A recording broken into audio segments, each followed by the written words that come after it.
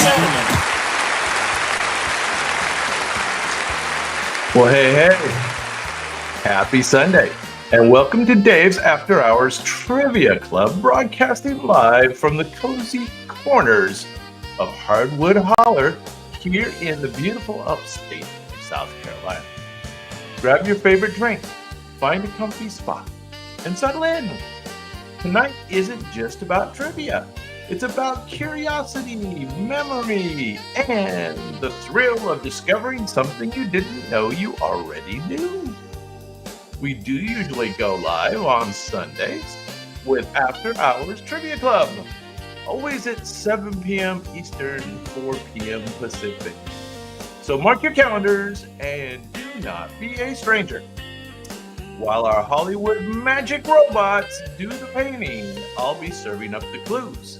And you will be doing the guessing in the chat. Now, tonight's categories are, first we'll rank Marlon Brando's top 20 films. That ought to be a real good time. Then we will uncover the top 20 TV shows of early television. Once again, a lot of fun. And finally, we will discover the top 20 deadliest animals in the Amazon. And let me tell you, there's some surprises in there. And hey, don't forget to visit davidhansenart.com so you can check out some of the art that you've been seeing in the background here. Every piece tells a story, and now some of them can hang on your wall. Now do say hi in the chat. This is where you will throw out your wild guesses or just hang out and enjoy the ride. Your choice. Great to see the early birds have arrived, which means it is time to queue up our first round. So here we go. Let's get it going early today.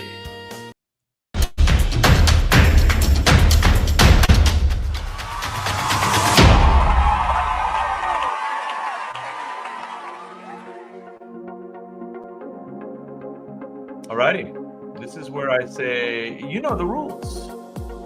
Robots do the painting, and you do the guessing. And I will give you some clues that probably will help out a little bit along the way. And once again, we're going to take a look at Marlon Brando's top 20 films. And here we go, number 20.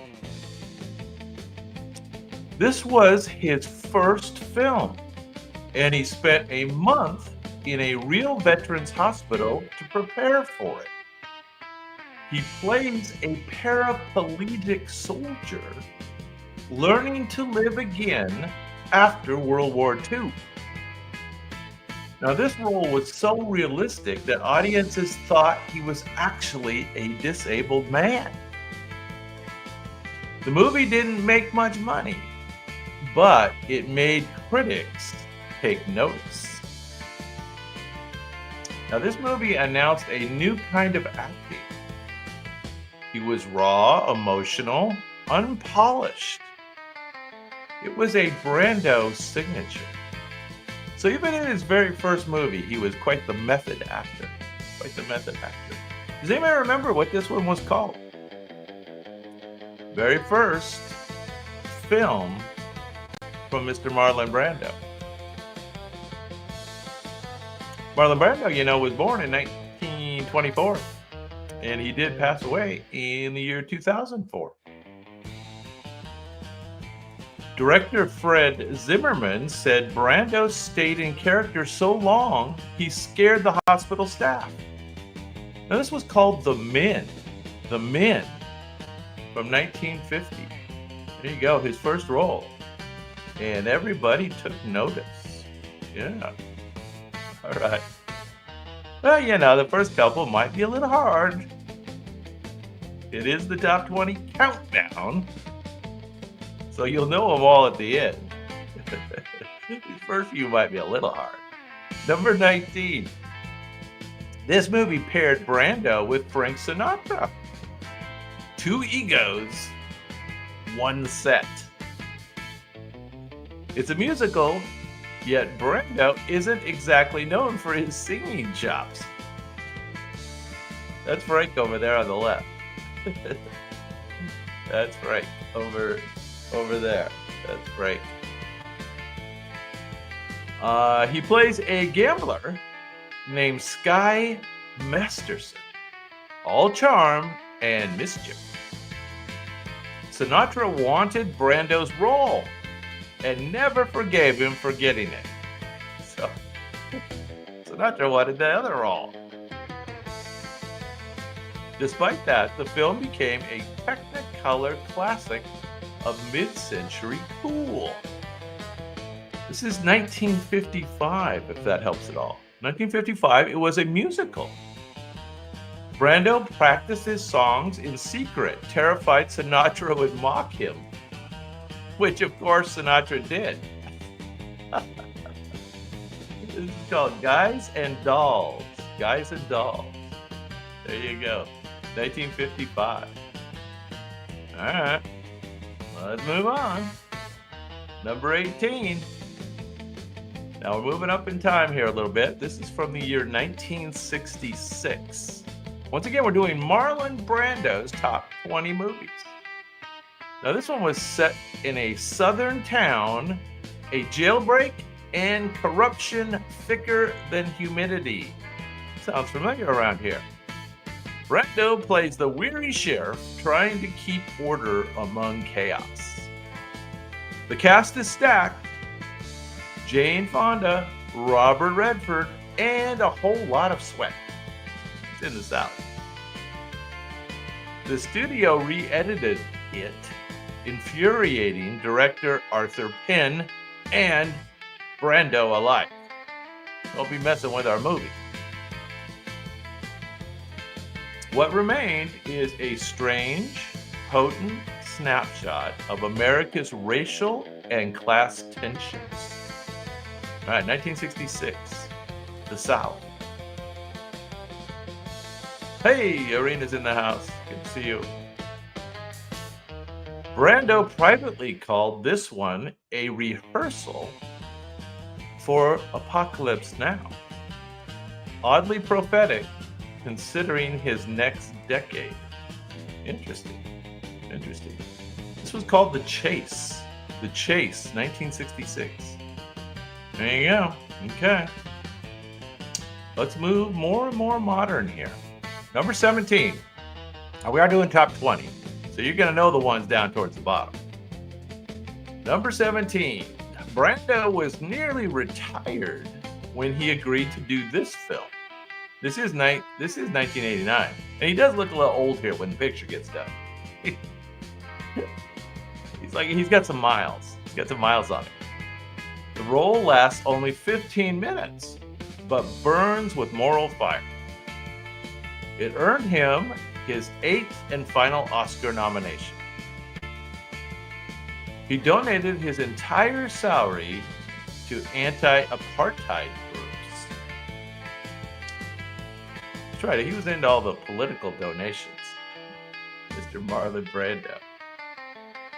Director Uzan Palisi became the first black woman. Uzan Palisi became the first black woman to direct a major studio film, and Brando took the role to support her. There you go. There he is. Anybody remember what this was called? 1989. Well, one of his last movies for sure. It earned him his 8th and final Oscar nomination. It's called A Dry White Season. A Dry White Season. The critics and the robots both liked it. So there you go. Now this is a little more popular movie that I forgot he was in actually until I made this list. This is from the year 1978. Now, Brando only appears briefly, but he's literally from another planet. He plays Jor-El, the father of the Man of Steel. He demanded $1 million for just 12 days of work. Who knows this movie? $1 million for 12 days of work. back in 1978. That was some real dollars. He even suggested playing the role as a floating green suitcase. What? Yet somehow his voice gives this movie its soul. Now, he refused to memorize lines and read them off of baby Kal-El's diaper. Oh, so they would write his lines on the diaper of the baby. Proving genius and laziness can coexist. Brando. Hard to work with. Obviously, you can see by the S on his shirt, this is from the original Superman movie, Superman, 1978. Did you know Brando was in that one? Well, there you go. All right, we're getting down there now. Number 15. Number 15. From the year 1976. 1976, our country's bicentennial. And we have the 250 coming up. So there you go. So I guess that means this was 50 years ago. Brando's in a Western with Jack Nicholson. And Brando out-weirds Jack Nicholson. He plays a bounty hunter who dresses in disguises and whispers threats. It's a little hard to see the detail of this picture, but that's kind of like a furry, it's like a 70s hip hop, but it's a Western. The film was partly improvised. No two takes were the same. Critics were baffled, but it's now a cult favorite. This is a cult favorite movie. Watching it feels like seeing two masters duel in slow motion. In one scene, Brando dressed as an old woman, just to see if the crew would break character. But they didn't. But they probably wanted to. Okay, 1976 with Jack Nicholson, a Western. Anybody remember this? All right, this is called The Missouri Breaks. You know, I don't remember seeing it. I probably did. The Missouri Breaks. There it is. Now, this next one's got an unusual title. Think unusual. From the year 1968, so right in his prime, right in Brando's prime. This one's part crime thriller, part dream sequence. Brando plays a mysterious chauffeur involved in a kidnapping. It's moody, confusing, and oddly hypnotic. Yeah. It's filmed on a French coast. It feels like a waking nightmare. His performance is quiet, almost ghostly, unlike anything else he did. So his performance in this is quiet and almost ghostly. During shooting, Brando rewrote the dialogue every day, claiming he preferred the story to surprise him. The crew agreed. It surprised everyone. There he is. Look at that guy. A 1968 version of Marlon Brando. Anybody remember this one? This is number 14 on our list. The Night of the Following Day. Weird title, huh? The Night of the Following Day. 1968. There you go. All right. We're down to number 13. From the year 1969. A political drama about colonialism and rebellion. Little politics for Marlon. Brando plays a British mercenary manipulating a Caribbean uprising. Oh, that's cool. It's one of his most intellectual performances. All ideas and irony. Ideas and irony. The film bombed in the US, but it became revered in Europe and also in Latin America. So, so all the rebels liked it. He later said it was one of his personal favorite movies. This was one of his favorites. Now, Brando fought with the director, Gio Pontecorvo, over nearly everything. Accents, motives, even shirt fabric. Yet, he'd still call the director a genius. He fought over everything. Got the look going there, doesn't he? Marlon Brando. From the year 1969, this was called Burn. Burn. Checking in at number 13 on our top 20 Marlon Brando list. Burn. Okay. Let's do number 12. Let's get into some that people have seen. Poor Marlon. Now this one is cool looking.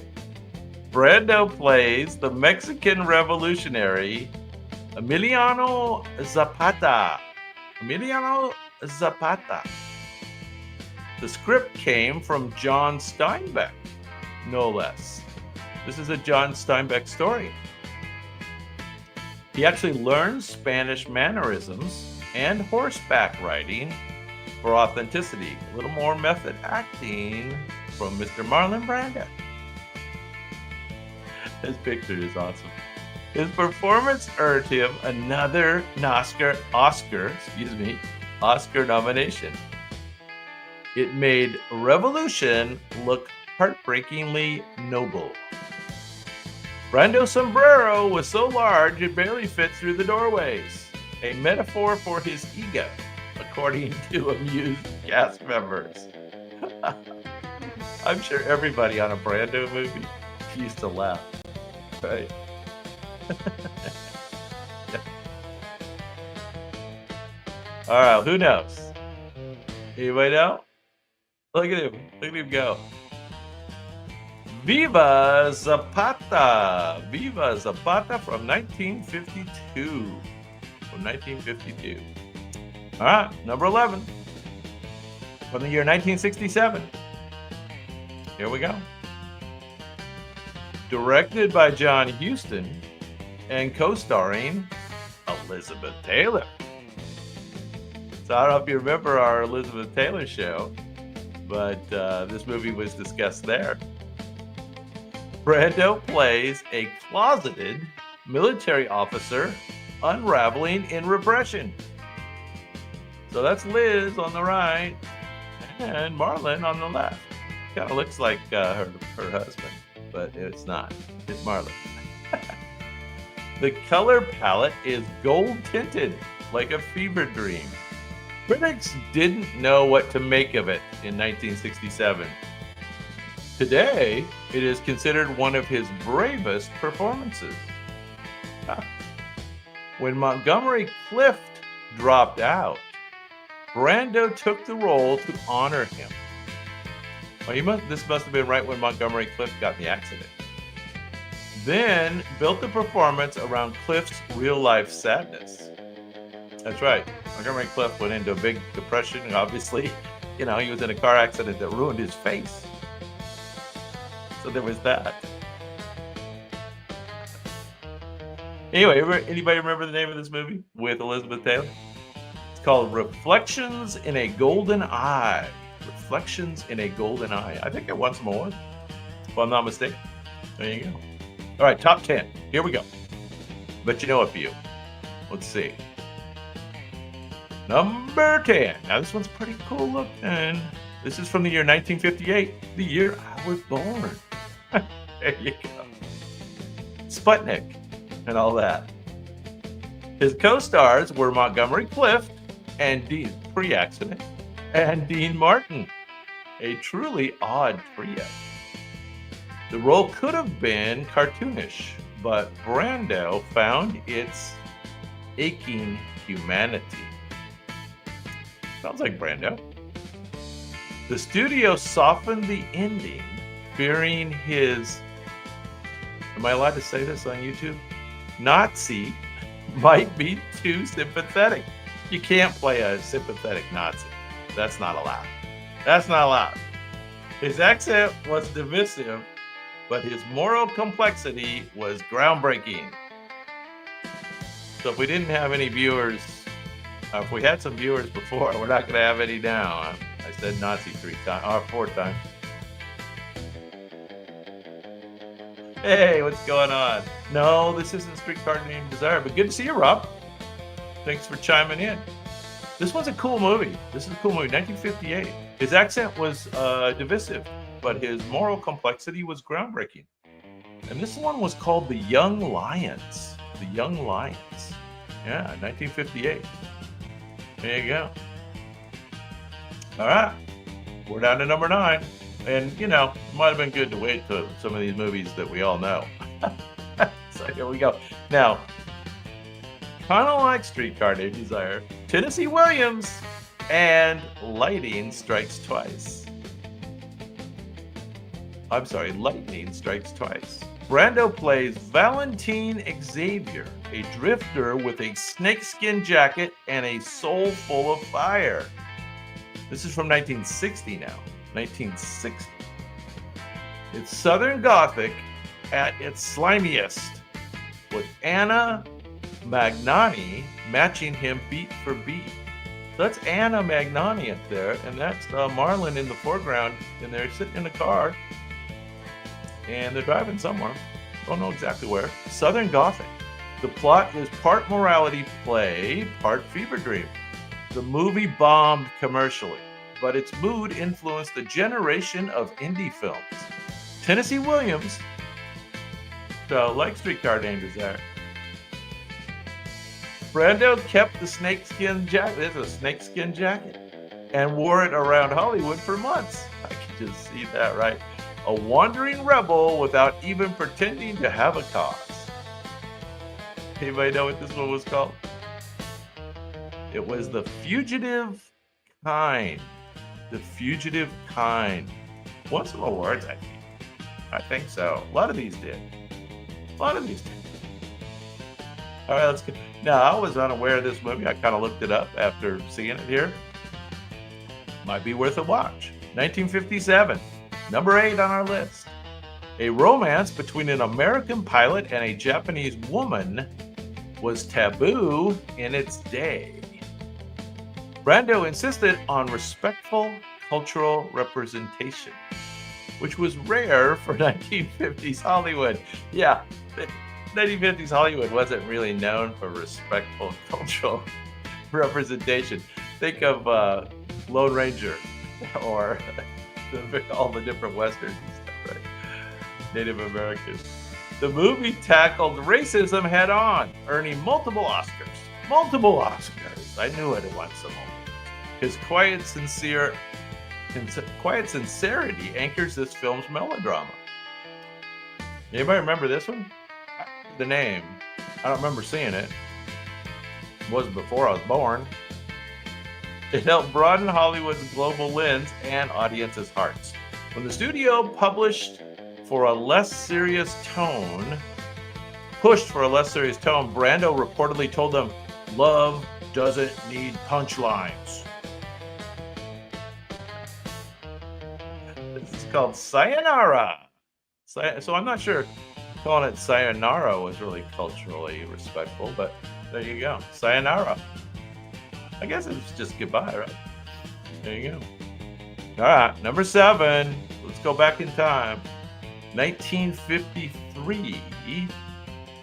And this is Shakespeare on film. So think about different Shakespeare plays. And Brando, the rebel, agreed to do it. Critics doubted his diction until they heard his "Friends, Romans, and Countrymen" speech. He studied classical oratory with a British coach and stunned all the purists. His Mark Antony, so he actually played Mark Antony in this movie. His Mark Antony dripped conviction and menace in equal measure. Conviction and menace. Sounds like most Romans. It proved the method could handle iambic pentameter just fine. Shakespearean talk. The cast secretly took bets on how long he'd last in a toga.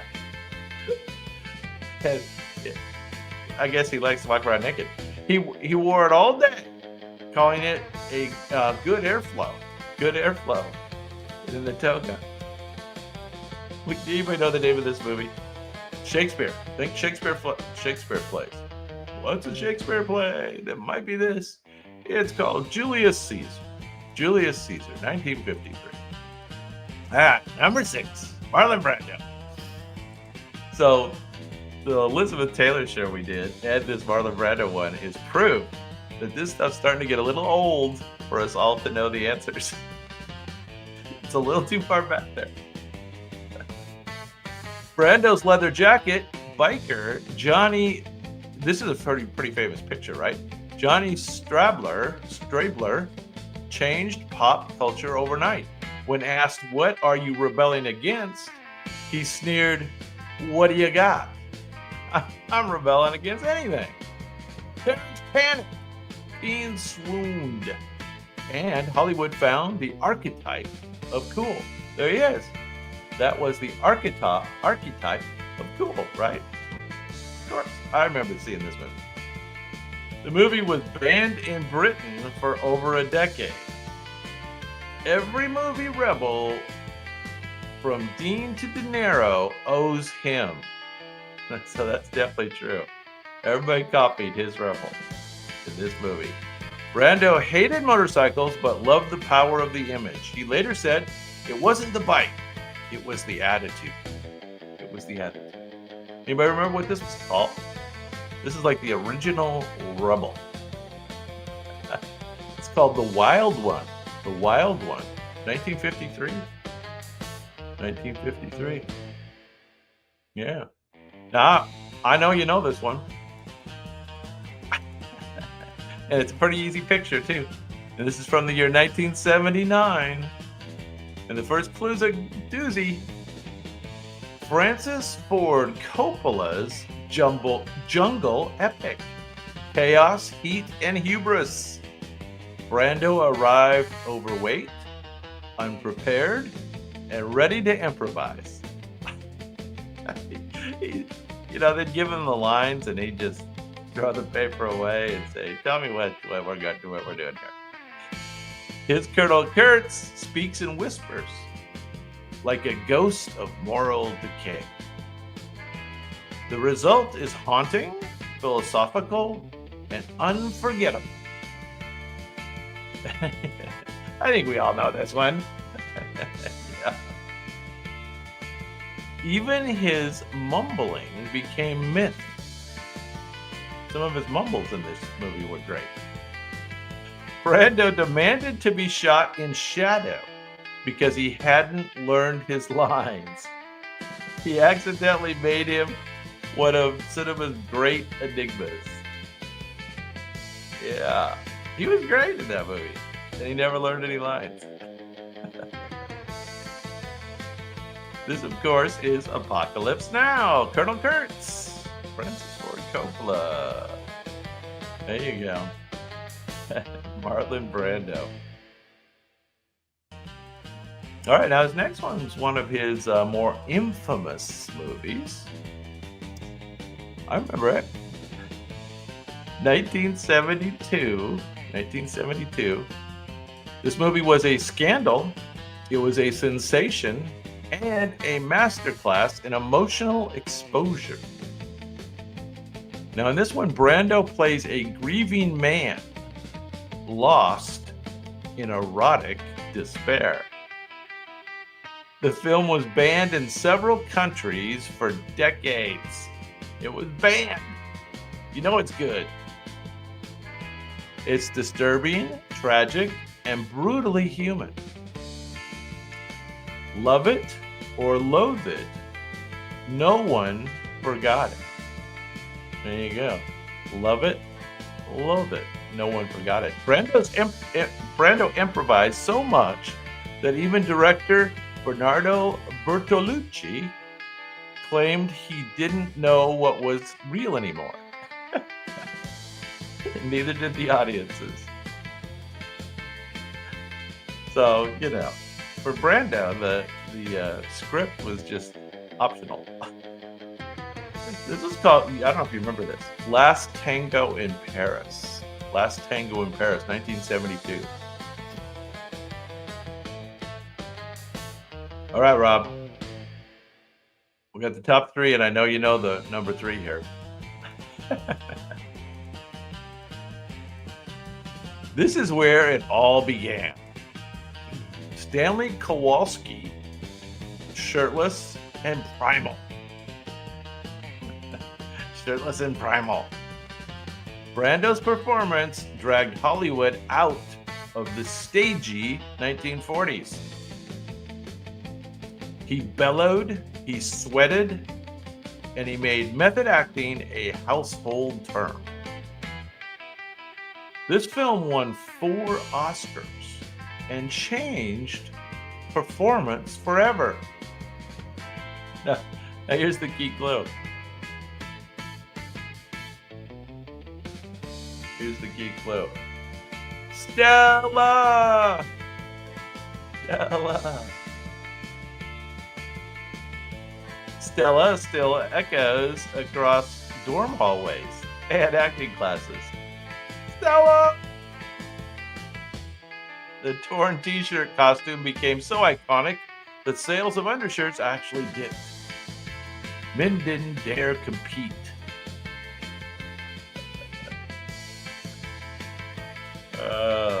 Anyway, you already know this one, Rob.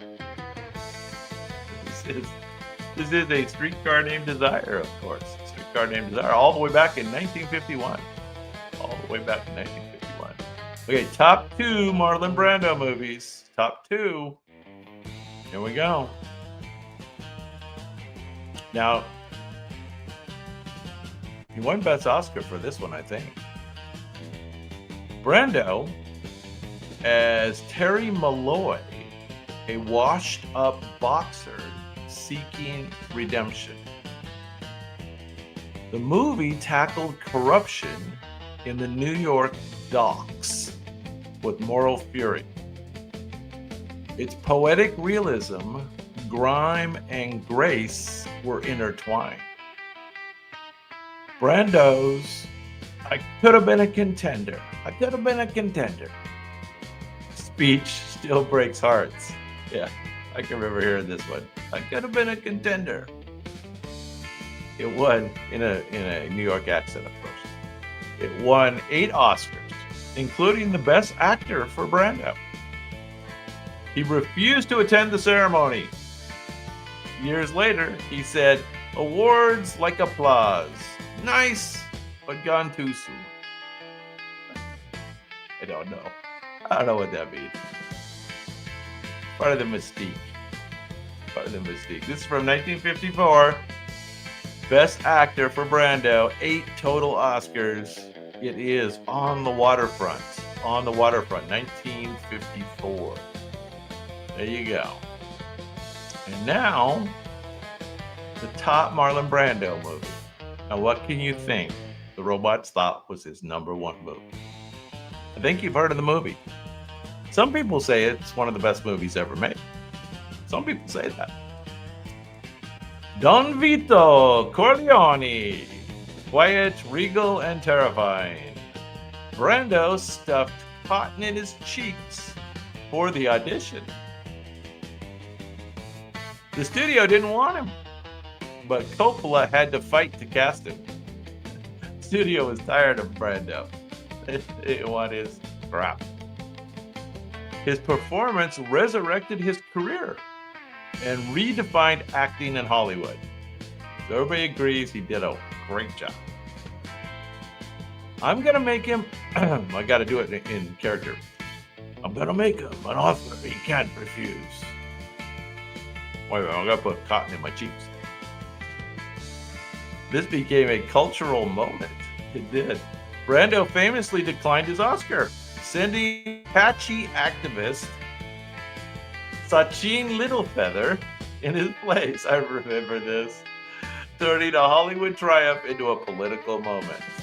Yeah, I remember that. He sent the Native American lady to take his word for it.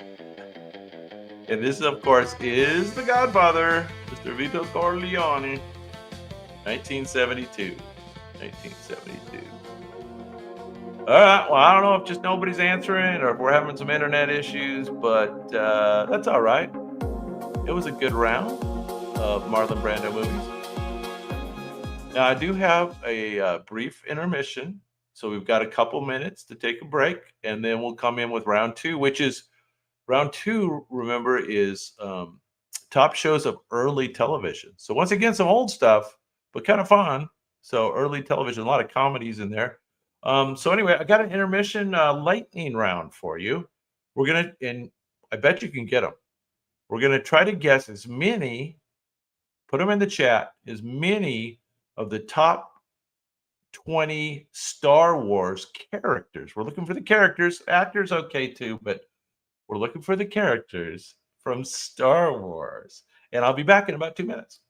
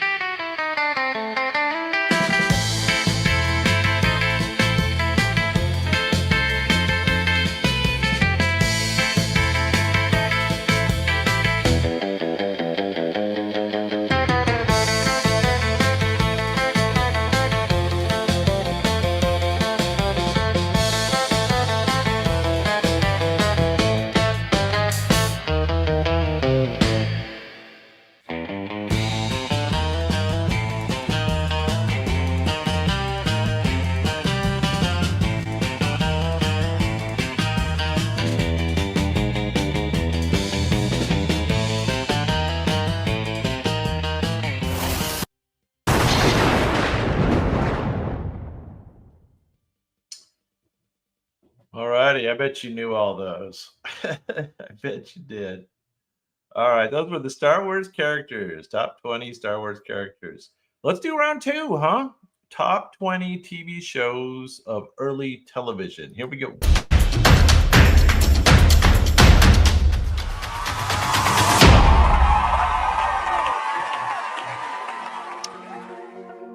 Alrighty now.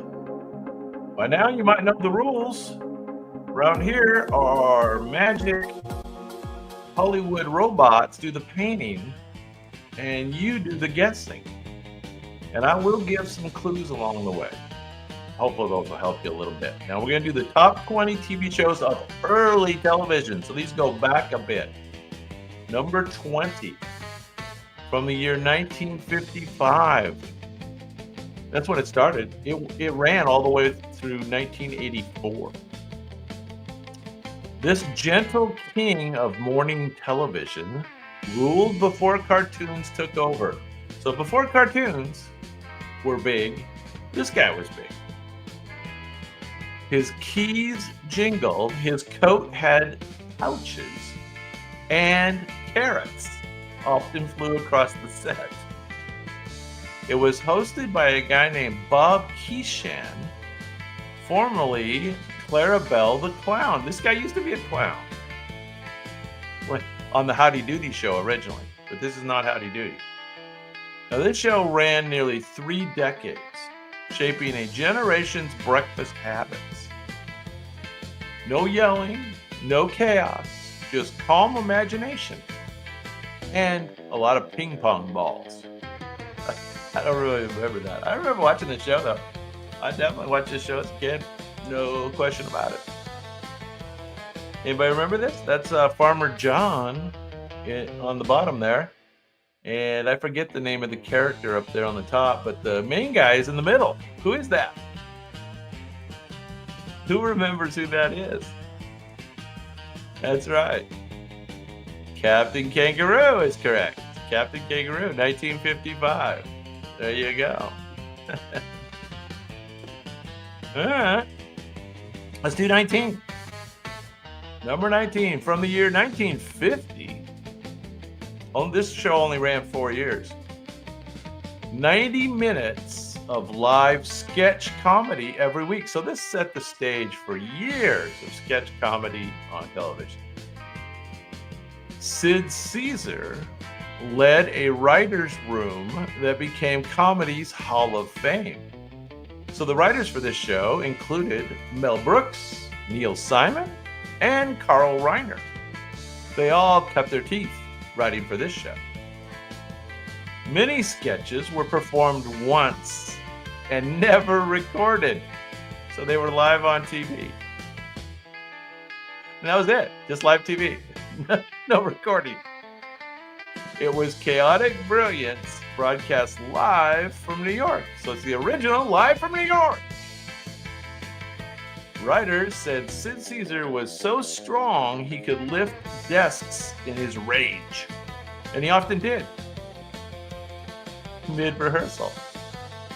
That's Sid Caesar up there on the upper right. And Imogene Coco. Imogene Coco on the bottom. I forget the other guy. You remember the name of the show, though? It was called Your Show of Shows. Your Show of Shows. Sid Caesar. Imogene Coca. There they are. Show of Shows. First comedy sketch show. There you go. Very cool. I bet you know this one. This here is the master of suspense. He swapped film reels for TV anthologies. Each episode of his TV program began with that unforgettable profile silhouette. So he used a profile of his own face as his big logo or brand ID. He himself introduced stories with dry, macabre wit. He did the introduction always. It blended morality, tales, mystery, and black humor like a fine poison. The twist endings made viewers rethink every shadow in their living room. I hate those twist endings. Who remembers the name of this show?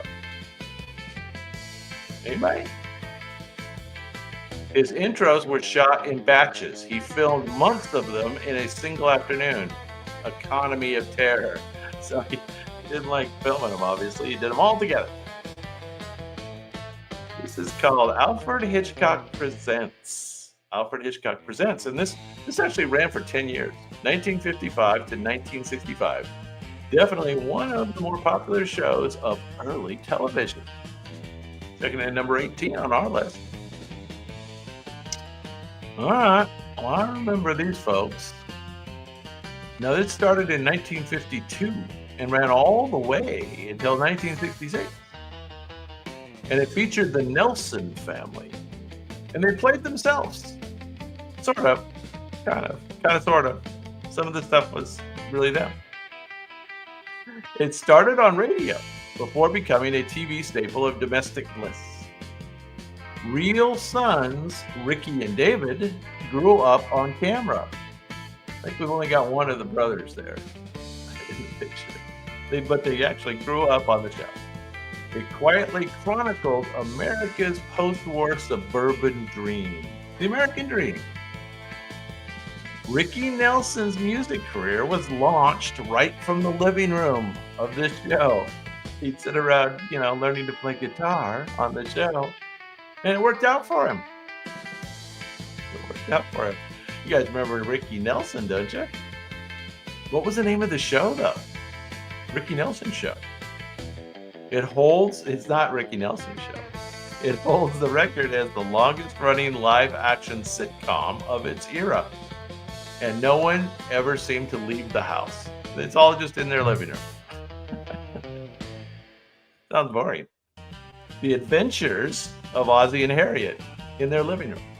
The Adventures of Ozzie and Harriet. No, does it sound familiar? Ozzie and Harriet? There you go. Okay. I don't know if anybody's trying to give answers, just FYI, but I'm not getting any of them on my feed. So sorry if you're answering and I'm not paying attention to you, because I'm not seeing them. But keep doing them if you're doing them. Now, this is number 16. Just the facts, ma'am. Just the facts, ma'am. Just the facts, ma'am. Just the facts, ma'am. The show that made police procedural a genre. Jacques Webb's monotone delivery became a national meme before memes existed. There's Eddie Haskell. This is the appropriate category for you, Eddie. You just missed Ozzie and Harriet. Yeah. This started all the way back in 1951 and it ran until 1959. The original show, anyway. I think they brought it back. Later. The cases were ripped from real LAPD files. Every episode ended with a solemn brought to justice wrap-up. Its realism set the template for everything from Law and Order to CSI. This was the original. Webb banned music between dialogue lines. He said emotion should come from the facts, not the fiddles. Dragnet is correct. Very good. Yes, Dragnet. Emotion should come from the facts, not the fiddles. Just the facts, ma'am. Just the facts. All right, Eddie. Your show's on now. All right, it ran from 1957 to 1963. And this show features the Cleavers. You're not in the picture though, Eddie. I don't know why. They should have had you in the picture. Beaver, Wally, and the eternally patient Ward and June. That's right, his name was Ward. Ward. There you go. Yeah, you know that show. It reflected idealized 1950s America. And it hid every speck of dirt under the rug.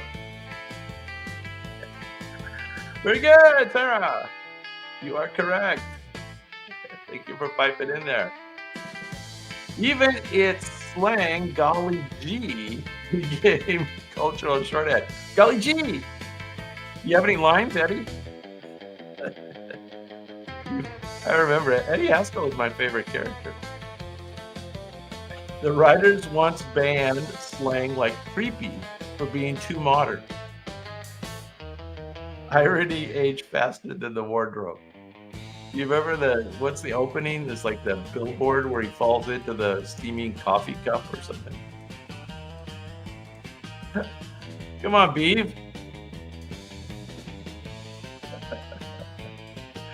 All right. I think you'll know this one too. Number 14 on our list.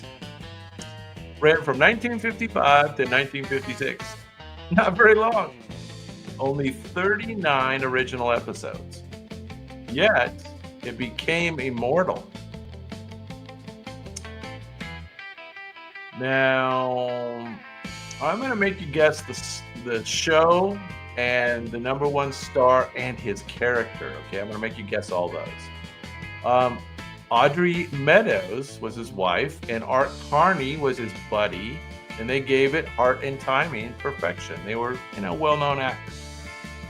Working class life had never been this funny or this loud. It did birth every sitcom about lovable losers that followed. This is the first lovable loser show. Yeah, very good. Very good. Now, And who was the star and what was his character? This is the Honeymooners. You are correct. He insisted on performing live without rehearsal. Chaos was the comedy's secret fuel. It was a little chaotic sometimes. And that's because they didn't rehearse. I remember they would break out of character sometimes laughing. Yeah, Ralph Cramden. Very good. Jackie Gleason, of course. Jackie Gleason, Ralph Cramden. Very good. All right, we're down to number 13. I used to watch this show. And this show ran a long time now. This show ran from 1954 all the way to 1973. So they had to have a few different leads because the lead didn't live that long.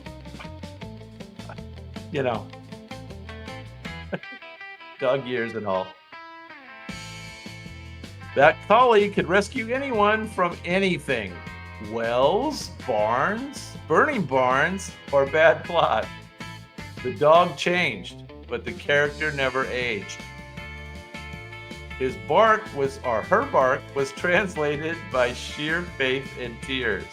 It was family television at its most wholesome and loyal.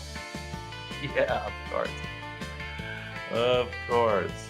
I don't remember any of the details. You guys remember any of the other characters' names? I don't remember their. What was the little boy's name? Can't remember. The theme song alone can make a ranch hand cry. Over the years, all the different lassies were male dogs. Their coats were thicker for the camera lights.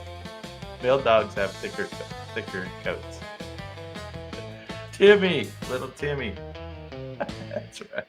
Little Timmy got in a lot of trouble, right? Lassie had to save little Timmy from every known calamity. Yes. Very good. All right. So, what do we got next? Number 12.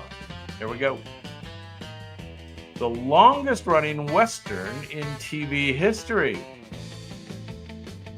Marshal Matt Dillon kept Dodge City safe for 2 decades. 2 decades. It began on radio before becoming TV gold. I didn't know this started on radio. That's interesting. Now, this ran all the way from 55 to 75. 55 to 75. The stories grew darker and more psychological with time. More dramatic. Its influence can be seen in everything from Deadwood to Breaking Bad. There you go. So we're gonna have to go back and watch this with some new eyesight, some new thinking. It influenced Deadwood and Breaking Bad. Yeah, very good. Doctor is in the house. Doctor is in the house. May need a doctor, so it's good to have the doctor. And, the whole Breaking Bad thing. James Arness was so tall that set doorways had to be rebuilt. There you go. Gunsmoke is correct. Very good. I didn't realize it had so much influence. All right, number 11 on our early television list. Top 20 from early television. This one's all the way back from 1952. Okay? This is one of our games. We've got a couple 3 game shows, and this is one of them. A panel show where contestants hid a quirky secret. The panelists included a very young Steve Allen.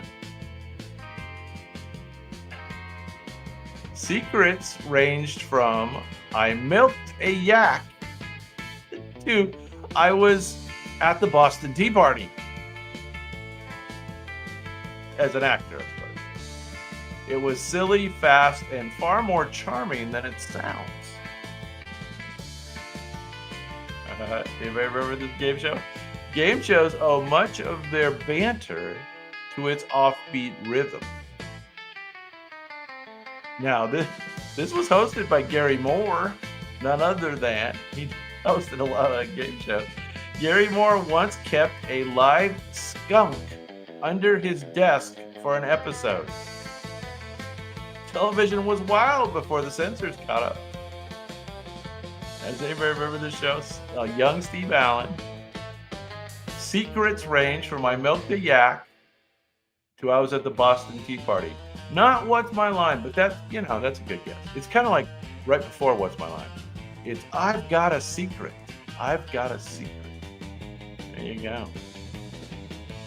All right, now I did mention this show earlier. and you got to watch the little video at the end of this one.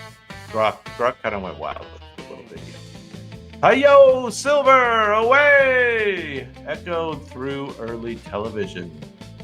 The Masked Lawman and his partner brought radio legend to screen. Each episode ended with justice and a silver bullet. It cemented the Western as TV's first great genre. You are correct. And who was the Lone Ranger's partner there? Who was his partner in non-crime, fighting crime? You remember? Yeah, very good. Tonto. The White Horse became as famous as its rider. What was the horse's name? Do you remember the horse's name? Leighton Moore wore the mask in public even after the show ended. Fans refused to recognize it without it. So the actor that played it wore the mask out in public so that people would know he's famous because they didn't know what he looked like. Silver. Very good. That's funny. And there they are. Do a little dance number. I don't know where that came from, but that's okay. That's all right. All right, number 9 on our list. Number 9. This is started in 54. The Anderson family had perfect hair, perfect manners, and carefully measured chaos. Not a lot of chaos. This family was under control. Robert Young played the dad. Every 1950s advertiser dreamed of. Yeah, this was very under control. Robert Young, remember, ended up playing a doctor later. I forget the name of that show. Maybe somebody remembers the show that he was the doctor later. It began on radio before finding a lot of these started on radio. Its visuals started on TV.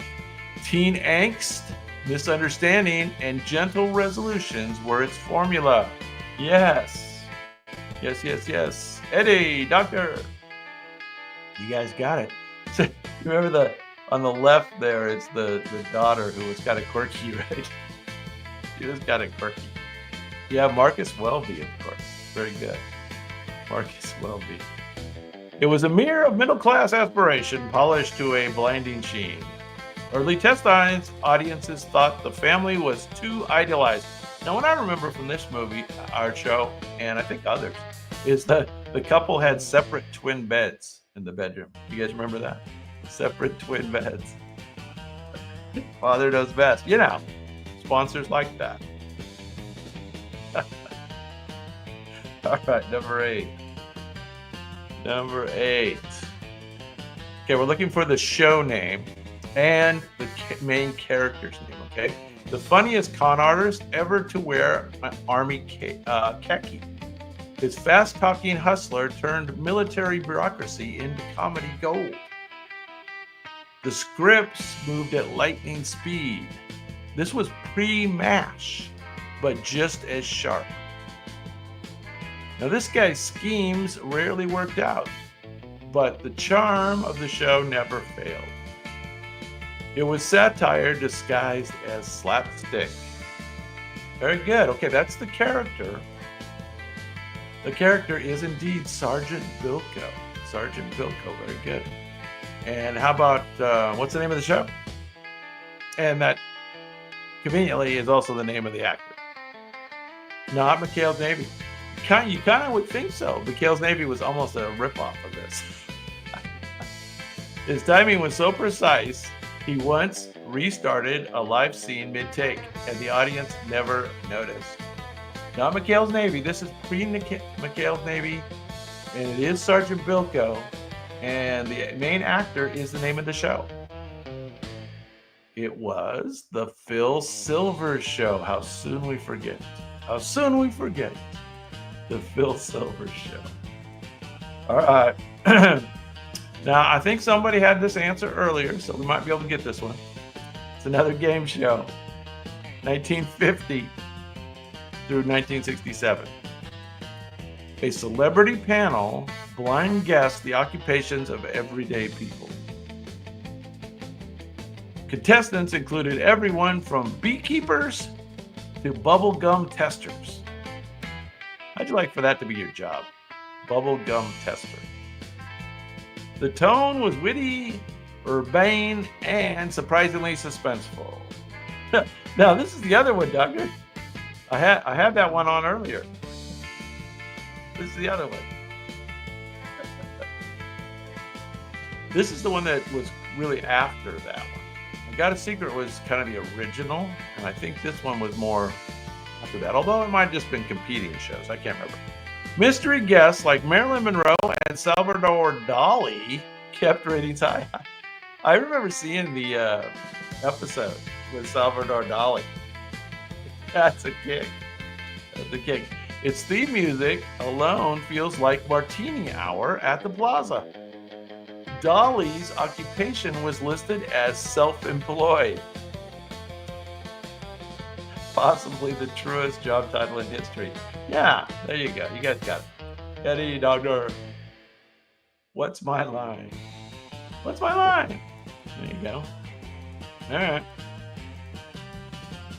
You're going to get all the rest of these. Here we go.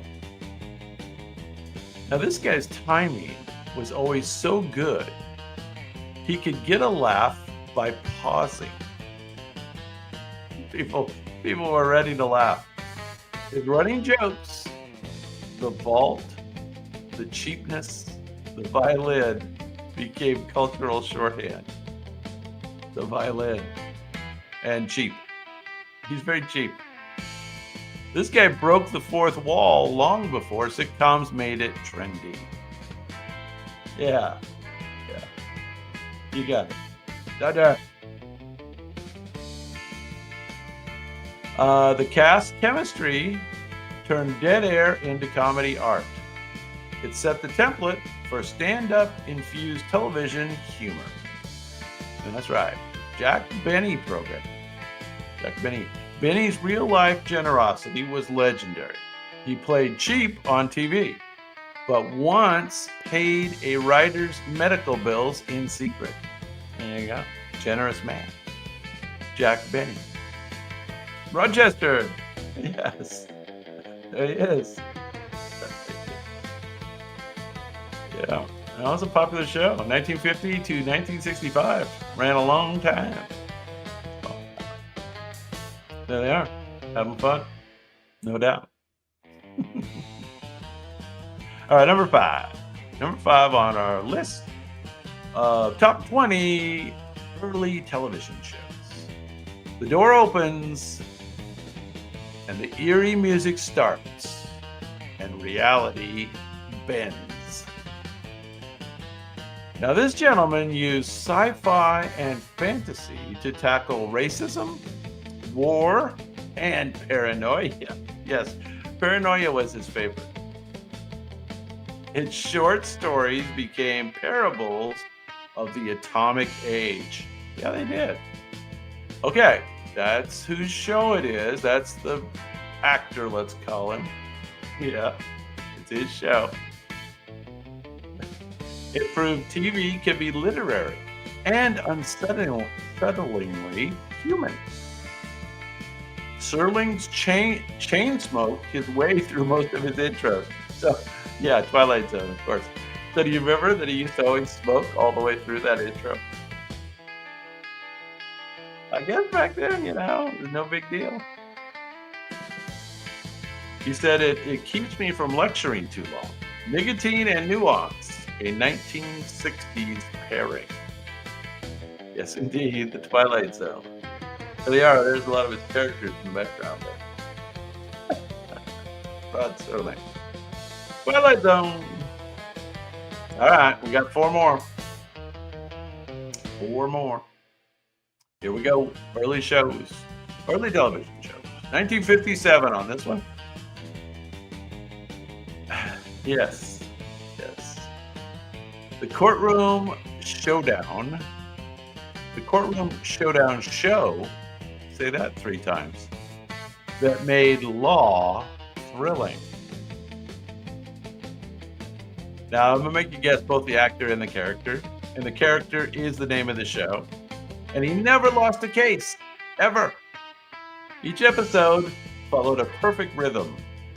Accusation, investigation, and surprise witness. Yes. You remember? There would always be this shocking surprise witness that nobody was ready for. Didn't add up.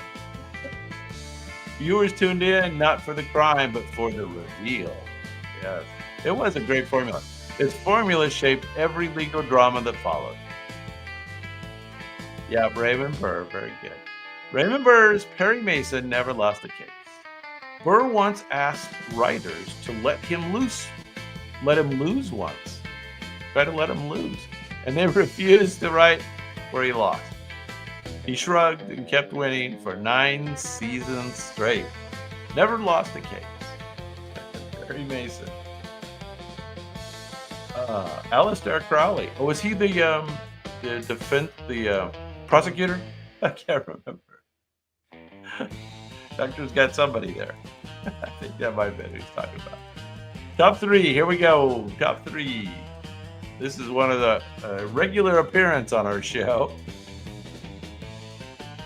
For this one, Sheriff Andy Taylor ran the town with humor, patience, and a banjo.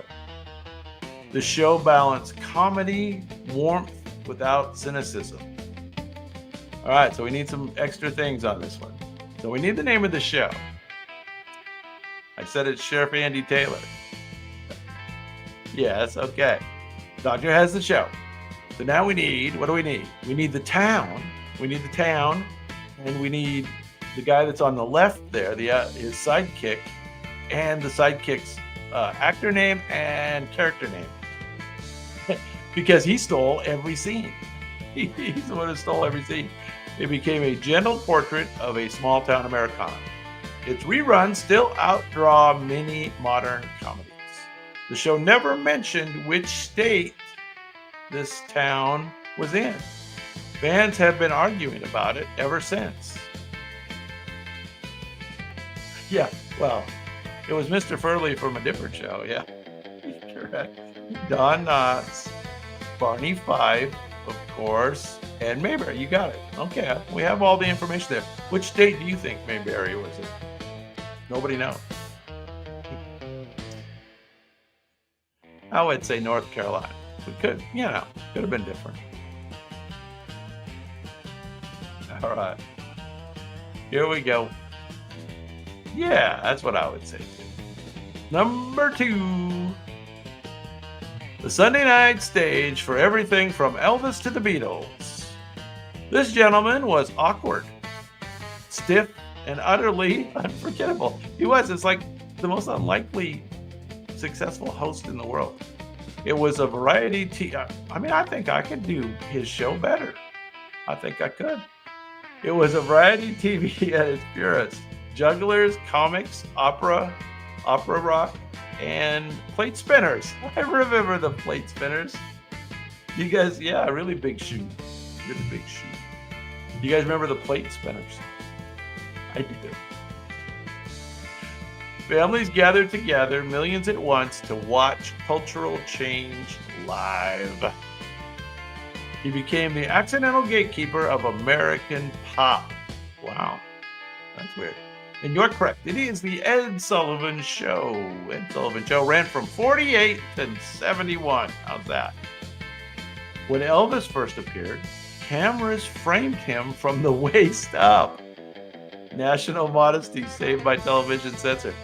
So they wouldn't show the bottom half of Elvis on the Ed Sullivan Show. There you go. All right, number one, of course, number one early television show. She turned physical comedy into an Olympic event. The show invented the modern sitcom, multi-camera, live audience, and reruns. I guess. Her husband pioneered the production model that still powers TV today. All right, there we go. So who's the two actors that are the stars of this show?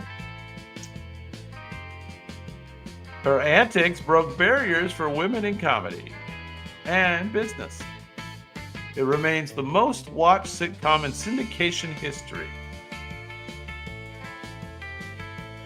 And my favorite scene, the chocolate factory scene, was filmed in a single take because she insisted you can't fake chaos. She was right. All right. So Lucille Ball, of course. And who was her husband? Ricky Ricardo. What was the actor's name? You can't fake chaos. Damn, she's trying to fake chaos. Desi Arnaz, of course. Of course. All right, we made it through that second list. We had some of the gang show up. That was nice. We did the top 20 of early television. Very good. Now, I do have a brief intermission lightning round for you to play with, and I'll be back in a couple minutes. What do we got here? I can't remember what I've got. This one's a little harder. Top 20 famous world leaders of the 20th century, I believe. Top 20 famous world leaders, I believe, of the 20th century. Don't hold me to it. All right, let's see. Where's my file? Here it is. So I'll be back in about 2 minutes. You guys put as many of these in the chat as you can.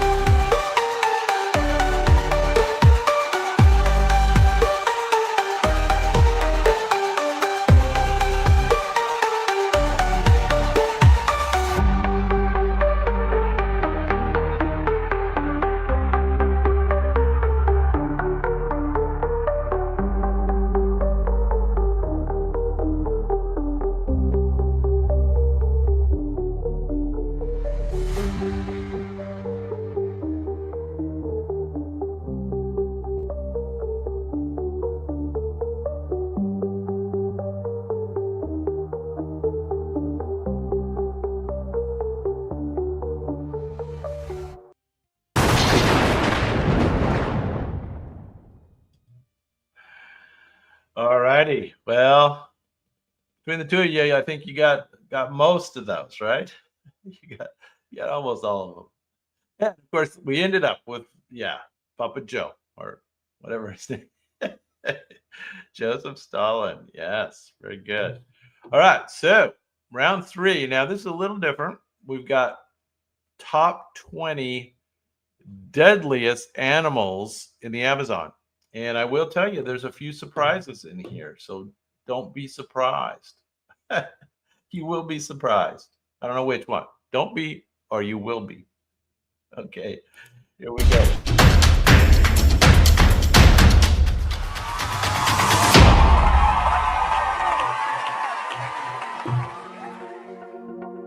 All right, you know the rules. Around here, the robots do the painting. That means you do the guessing. And I will give you some clues that may be helpful to get these crazy animals, these deadly animals from the Amazon. Some will be easy, some will be hard. Let's go. Let's go. All right, now this one is tiny. It is wingless, and yet it is capable of inflicting one of the most painful stings on Earth. It is indigenous. Its indigenous tribes use it in initiation rituals. And yes, the boys scream. Oh, that doesn't sound good. Doesn't sound good at all. The sting has been compared to walking on burning coals with nails in your feet. Not quite. You've got the second part correct. It is an ant. But what kind of ant is it? Its pain can last 24 hours and cause trembling or hallucinations. Well, that's cool. Despite all that, it rarely kills. It just makes you wish it had killed you.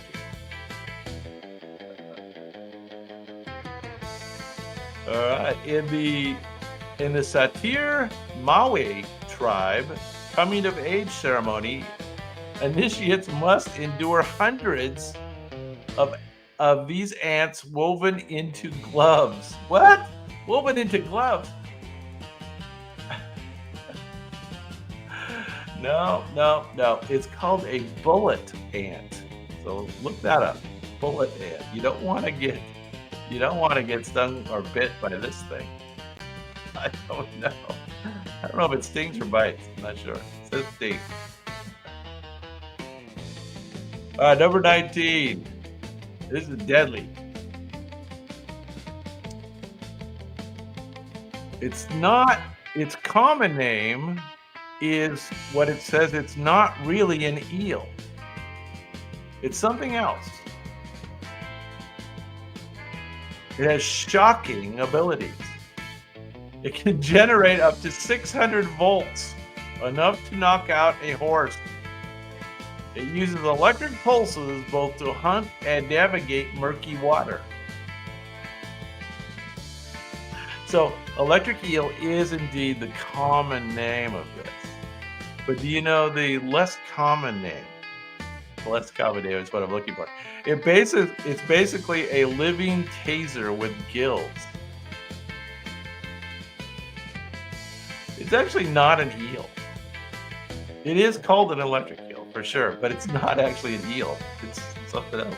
It kind of looks like an eel, but it's not really quite an eel. The moray is an eel, but this guy's not really an eel.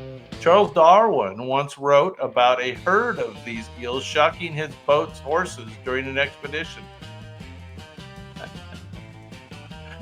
This is called a knife fish. A knife fish. Of course, it's the electric eel knife fish. There you go. I didn't know that. Sounds like all these have a little twist. All right. Let's move on. Number 18. These are deadly. Its scientific nickname literally means murderous. It's found hiding in banana bunches. That's not good. Making grocery day a thriller. So, you buy some bananas.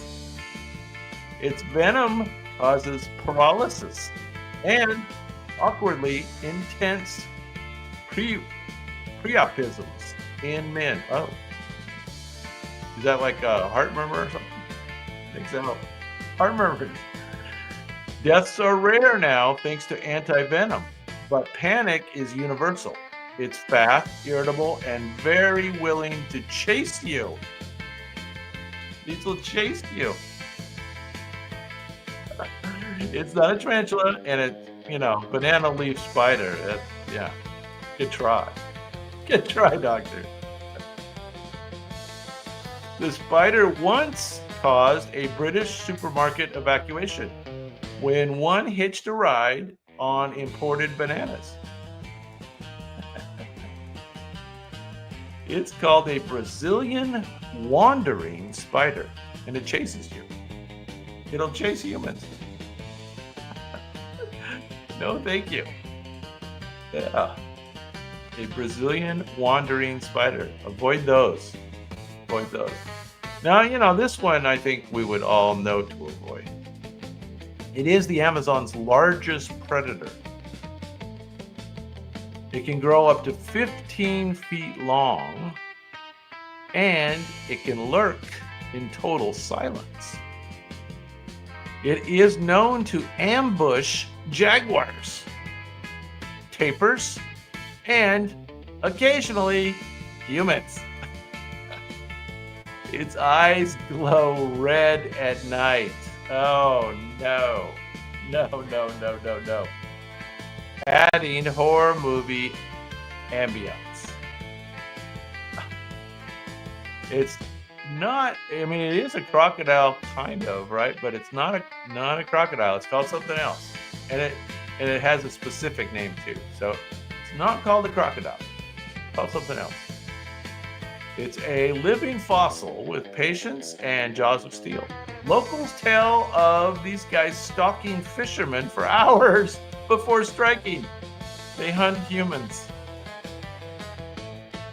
It's less of a hunt and more of an assassination. Caiman. Stuart's in the house with the right answer. It is a black caiman indeed. Black caiman. What's going on, Stuart? Good to see you. Badu's in the house too. Very good. Gang's all here finally. You guys are here for round 3. All right, I think you know this guy. He has sharp teeth, scarlet bellies, and a PR problem. They're actually quite shy, unless the water is low or blood is near. Then they swarm in a feeding frenzy that's pure nightmare fuel. They can strip meat from the bone in minutes.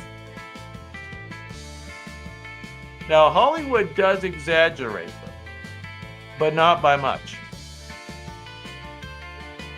Teddy Roosevelt once witnessed a piranha demonstration and called it the most ferocious fish in the world. He wasn't wrong. Yes. You are, of course, correct. Everybody's got it. Do it, doctor. I do. Yeah. Well, there's a bunch of deadly stuff there, right? Amazon is not a friendly environment. This is the most ferocious fish in the world. There you go. Especially if there's blood in the water, right? That's the mistake. Of course, the great white's kind of like that too, right? Yeah, gang's all here finally. Gosh, you guys are good. Maybe we're gonna have to replay the Marlon Brando role. If you guys want to hang out, I'll redo the Marlon Brando. Anyway, here we go. One of the world's heaviest snakes, capable of swallowing deer whole. This guy can swallow a whole deer. It's not venomous, but it kills by constriction. It lives in swamps, rivers, ambushing prey from below. There are stories, some true, of humans disappearing into them. It's the Amazon's slow, silent strangler. You are correct. It is the anaconda. Very specifically, it is the green anaconda, but anaconda is generally considered the correct answer for this guy. Guess how long these guys get? How long do they get? How much do you know? Every jungle village swears they've seen one this big. How long do these guys get? Anybody know? It is an anaconda. That is correct. Capable of swallowing a deer whole. Yeah, 30 feet. Eddie. Oh, that would be Eddie. 50 feet. No. 30 feet is correct. Stuart, very good. All right, this next one maybe, I think, the most creepy, maybe. Maybe the most creepy. There's a bunch of... No, it's not. It's not the most creepy, but it's close. Close to the most creepy. This is as long... Oh, wait a minute. I got a different one. I got to get on board here. Who is this guy? Who is this guy? I don't know who this guy is. I don't know who this guy is. I don't have him on my list. I don't have him on my list. Let's pretend it's this one. I'm not sure. The most feared snake in South America, and with reason. It's responsible for most snakebite deaths in the Amazon. Its venom destroys tissue faster than it can heal. Camouflage perfectly among the leaves. It's nearly invisible. I don't know.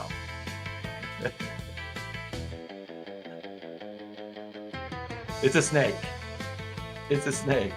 It's definitely a snake.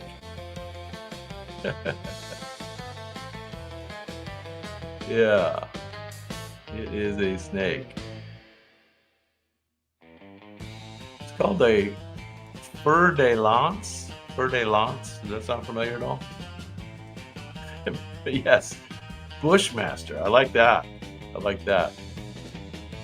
Anyway, sorry we got a little messed up on that one. But here we go. We've got the... This is my scary one. I do not like this one. I do not like this one at all.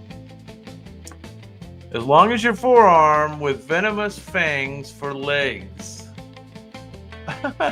Venomous fangs for legs? It feeds on insects, frogs, and occasionally bats. Mid-flight.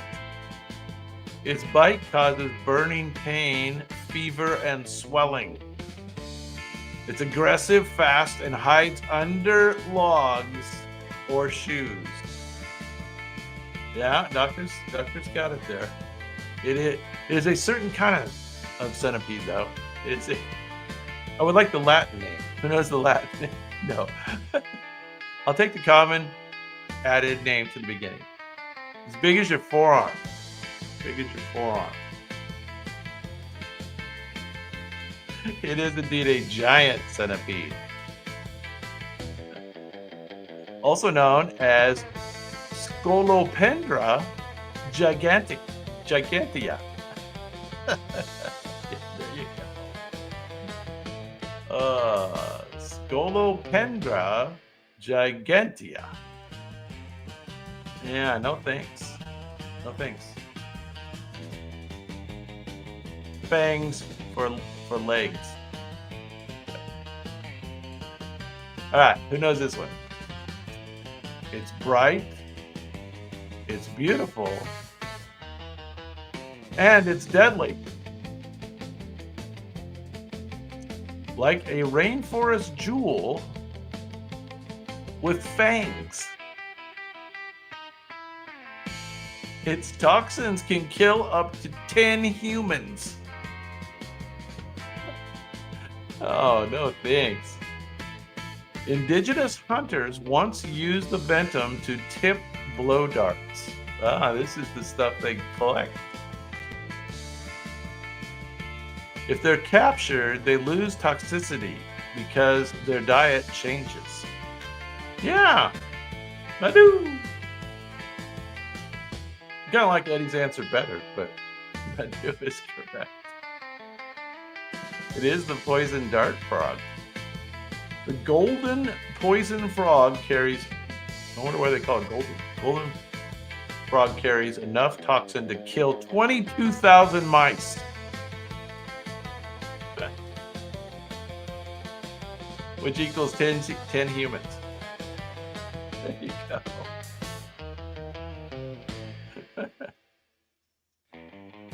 Ten humans or 22,000 mice. The poisonous dart frog. All right, what do we got here? This looks like this one, I think.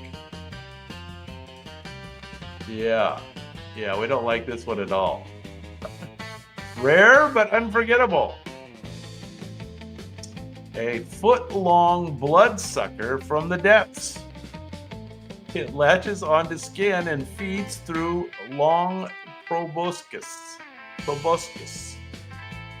Victims often don't feel the bite until they see the puddle.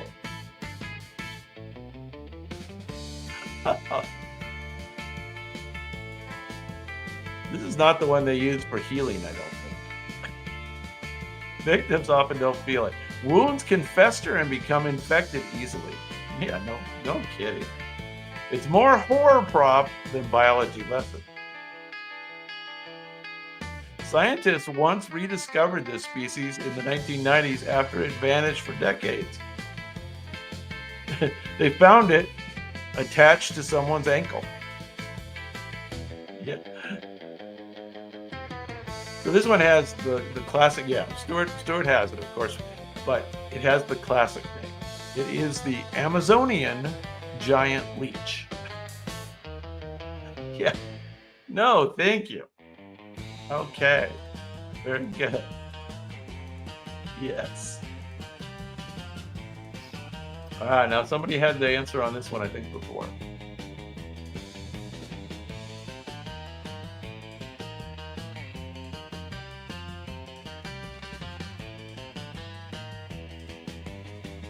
Which one is this one?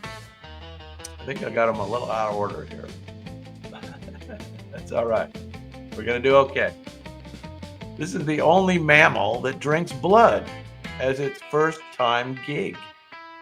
It slices skin with razor-sharp teeth and then laps up the flow.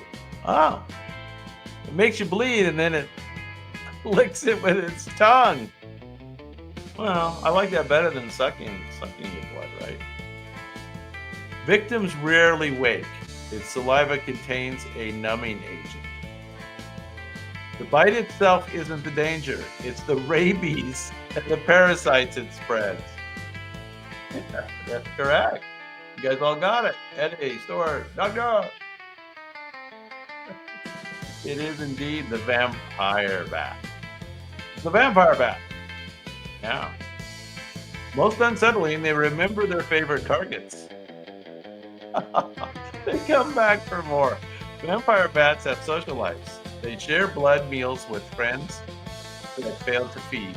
The creepiest act of generosity in nature. How nice. There he is. He's a creepy dude. No doubt. Well, I think we know this guy.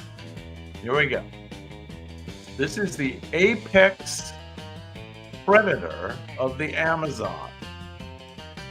He is stealthier than a ghost in the fog. A ghost in the fog is pretty stealthy.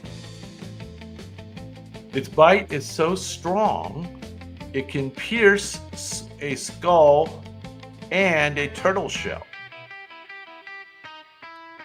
It ambushes from above, striking silently from the branches. So, yeah, Madhu, Stuart, you got it. Got it. It is. In the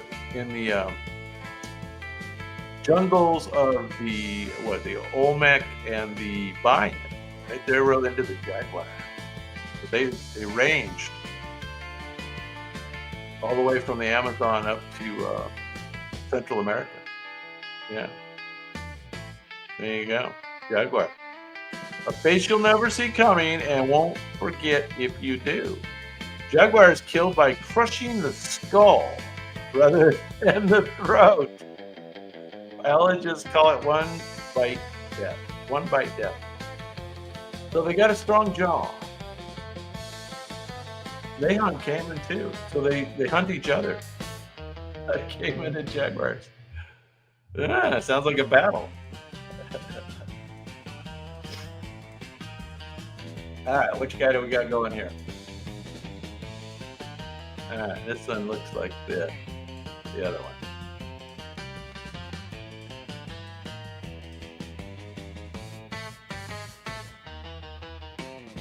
All right, so this is the one that we were talking about before. This is the most feared snake in South America. Its venom destroys tissue faster than it can heal. It is camouflaged perfectly among the leaves. So I tried to identify. So I think you had the right answer on this one. It is a cousin to the bushmaster. This is the cousin of the bushmaster.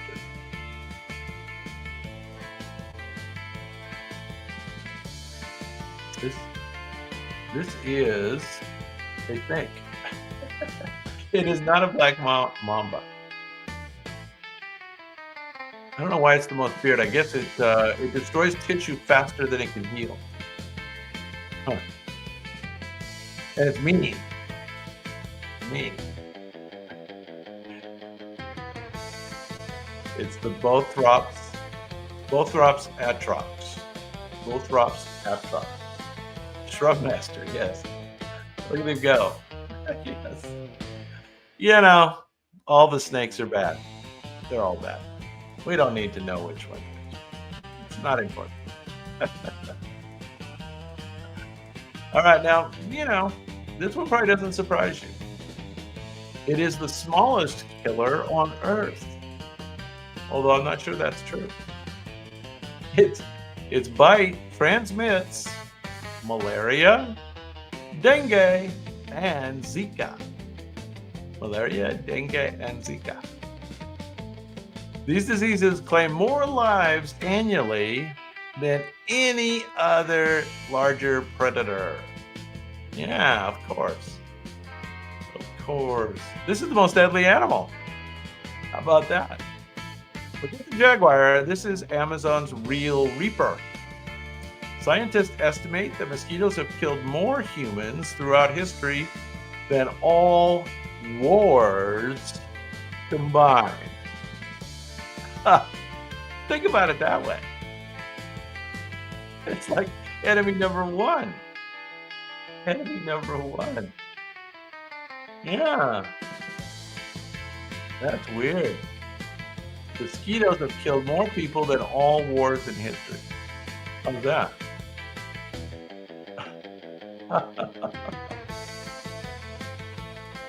The smallest killer on Earth. Yeah, you know all these armies are trying to weaponize this stuff. No doubt. No doubt. There he is. Yeah, no thanks. Thank you much. I didn't used to get bit by mosquitoes very much. It was something about my blood or something, but I think it's changed. I'm not sure. Now, this one's interesting. The name sounds romantic.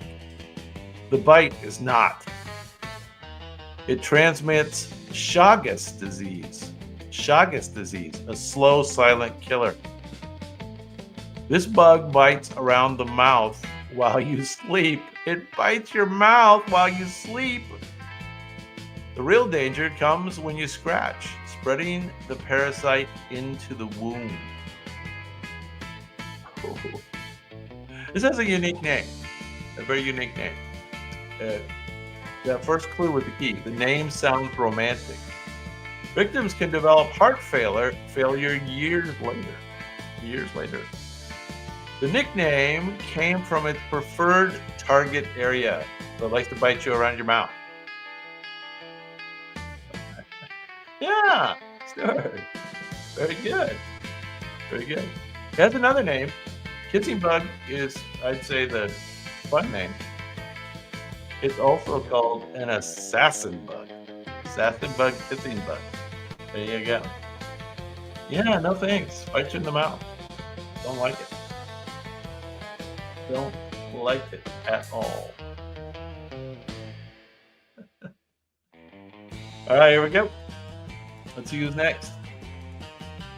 It's as much a surprise to me as it is to you. So I think we got this one. It's not native to Africa's plains, but the Amazons biting flies play a similar game. Oh.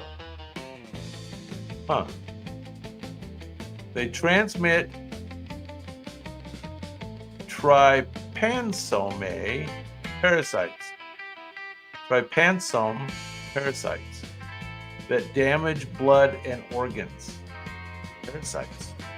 Symptoms start with fever and can lead to coma or death. Coma or death. A real horror. The bite barely hurts, so people don't even notice. Every rainforest expedition packs repellent for this thing like gold. Yeah, don't do it. You are correct. You are correct. Anyway, the name really is more common in Africa, right? But Amazon has them too. Early explorers thought these flies carried curses. In fairness, mysterious sleeping disease does sound like a curse. Yeah, doctor knows. TT fly. He's a doctor. Of course he knows.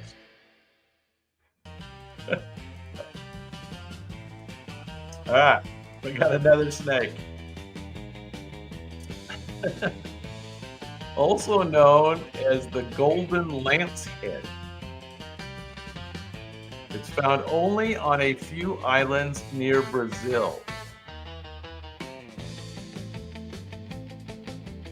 Its venom is so potent that a single bite can kill within hours. And here's the rub. It lives high in the trees. It drops down on unsuspecting prey, including humans. The island it inhabits is literally banned to the public because we don't want too many people getting dropped on. Oh, let's see. It has a Latin name, but it also has a common name. Locals call it home Snake Island. Visitors are limited to government researchers. Apparently, they're therapists. Scientists must get special permission just to visit in full armor. This is called a tree-dwelling lancehead. A tree-dwelling lancehead. Drop from the trees on their prey. There we go. All right. I think I've seen this answer a couple times up there for this one. Each ant is harmless, but millions together, it's an apocalypse. Their columns devour everything in their path. Insects, frogs, small mammals. They strip carcasses clean in minutes, much like a piranha, leaving the bone. Villagers close their doors when they see the ground start to move.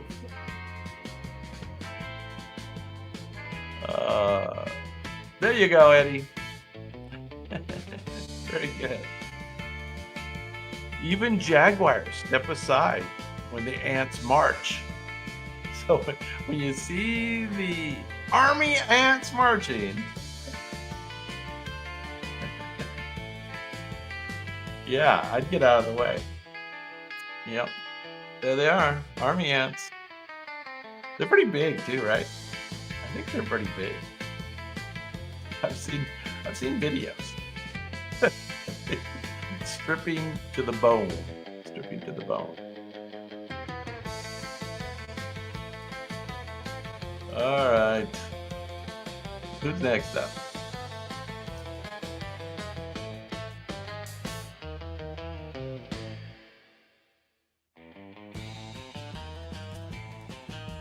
All right, this guy. Oh, I don't like the sound of this one at all. It is a translucent, parasitic catfish, only a few inches long and skinny, or short and skinny. It's infamous for its horrifying habit of invading bodily openings, orifices. Once inside, it anchors with barbs, and it must be surgically removed. The myth is exaggerated, but the reality is bad enough. Locals swim with clothing on for good reason. What? Now, it has a common name and an official name. Yeah. Swimming in people's orifices, and it anchors with barbs that must be surgically removed. Scientists found that most invasion stories are rare or misinterpreted, but the fear persists. And who's volunteering to check out the facts of this story? So it's called a toothpick fish, for obvious reasons, also known as a kangaroo. Kangaroo. Yeah, no thanks. That sounds truly horrifying. And speaking of truly horrifying, number one, the Amazon's most intimate nightmare. This fly lays eggs on mosquitoes, which then deposit them on human skin. Okay, get this. They deposit the eggs on the human skin, and then the larvae that hatch burrow in.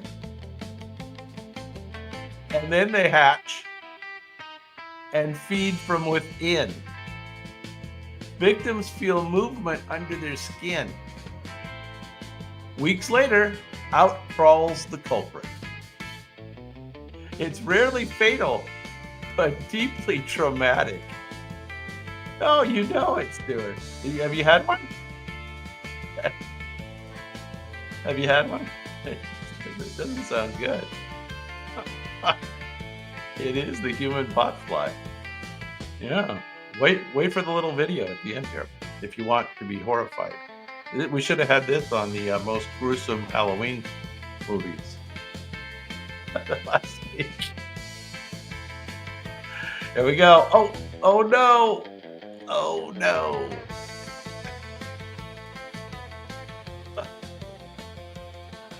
Only as a pet. Yeah. Well, we made it. We survived the Amazon. Very good. All right, now you guys were here for my first round. I did Marlon Brando. You guys didn't see it. You weren't lurking in the background, were you? Did you all miss it? If you really want to replay it, I would be willing to do that if you guys want to do that. But we don't need to. I can play it again sometime in the future as well. So you guys let me know. I know you missed it.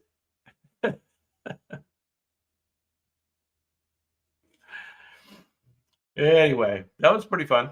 Amazon animals were fun, for sure. All right. I don't know. You want to do it? Okay. I'm willing to do it.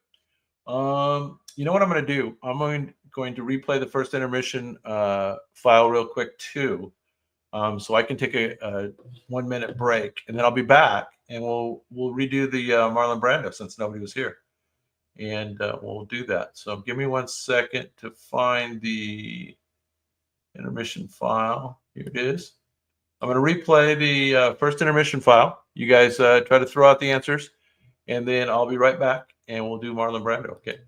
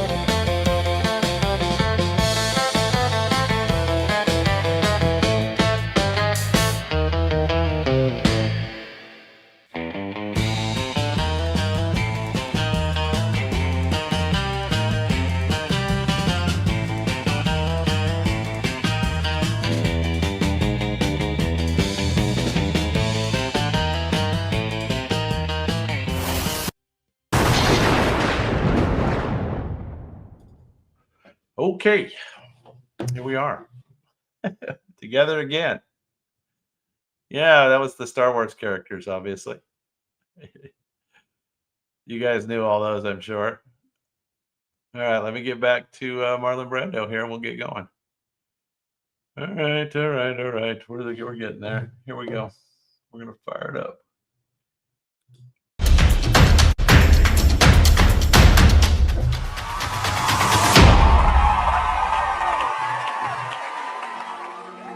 All right, you guys certainly know the rules. Robots do the painting, you do the guessing, and I'm the guy who gives the clues that, Marlon Brando top 20 films. So this is going back in the day, right? Going back a bit. See how you do. See how you do. All right, top 20, Marlon Brando. Number 20 from 1950. From 1950. This was his first film, and he spent a month in a real veterans hospital to prepare for it. Little method acting. He plays a paraplegic soldier learning to live again after World War II. The role was so realistic that audiences thought he was actually a disabled gentleman. The movie didn't make much money, but it made critics take notice. Anybody know? Anybody know this one? It's going back a bit. It's his first movie. It announced a new kind of acting. Raw, emotional, unpolished. A Brando signature. There you go, Stuart. There you go. Where were you guys? You guys all out drinking earlier?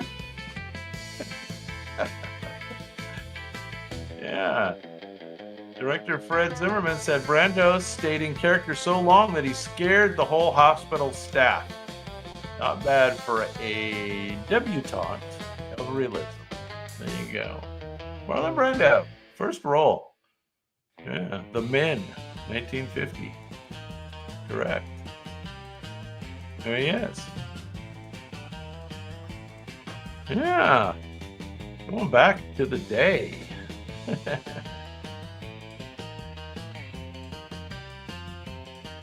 All right, let's do 19. Let's get it going. Now, this is 55. 55. So this movie actually paired Marlon Brando with Frank Sinatra. Two egos, one set. It's a musical, yet Brando isn't exactly known for his singing. He plays a gambler named Sky Masterson. He's all charm and mischief. So this is pretty funny. So Sinatra's the guy on the left there. You can't really recognize him, but that's him. Yeah, you got it. You got it. Very good.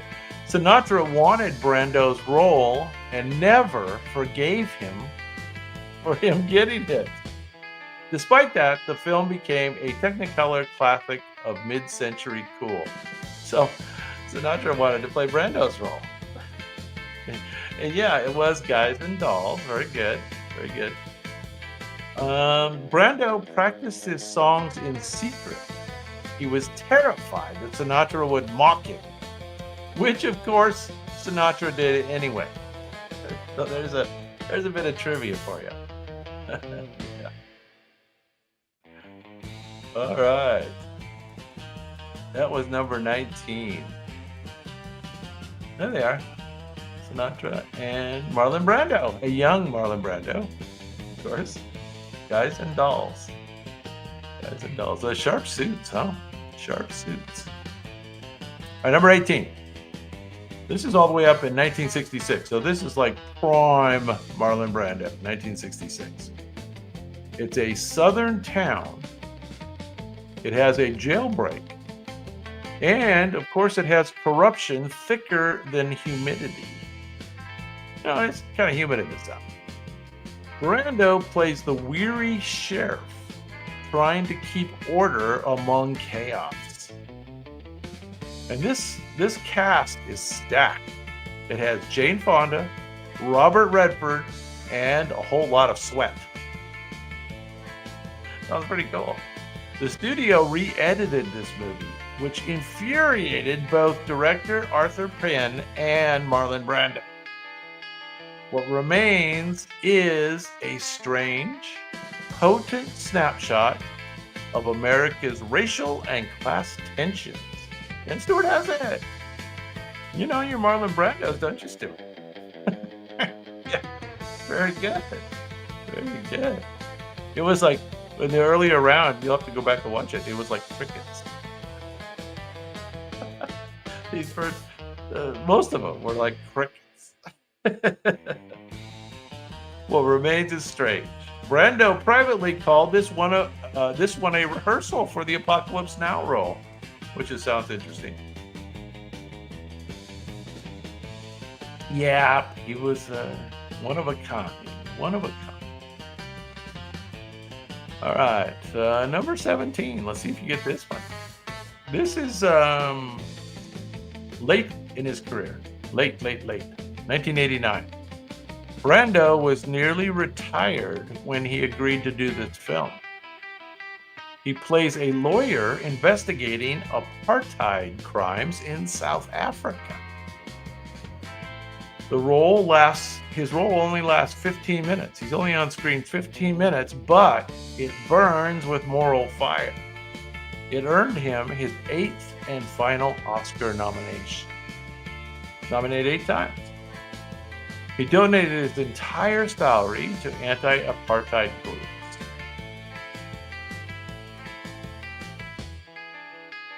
Yeah. Director Suzanne Palcy became the first black woman to direct a major studio film, and Brando took the role to support her. So he was being political on this one. And yeah, Dry White Season is correct, Stuart. Very good. A Dry White Season. Brando took the role to support the director, the first black woman to direct a major studio film. There you go. 1989. He was nearly retired when he agreed to do this film. Brando, actually, when did Brando die? He passed in 2004. Quite a while ago. 2004. All right, now this next one's more fun. 1978. Brando appears only briefly in the movie, and he's literally from another planet. He plays Jor-El, the father of the Man of Steel. He demanded $1 million for just 12 days of work. He even suggested playing the role as a floating green suitcase. I don't know what that means. He even suggested playing the role as a floating green suitcase. Yet somehow his voice gives the movie its soul. Yeah, of course. Of course.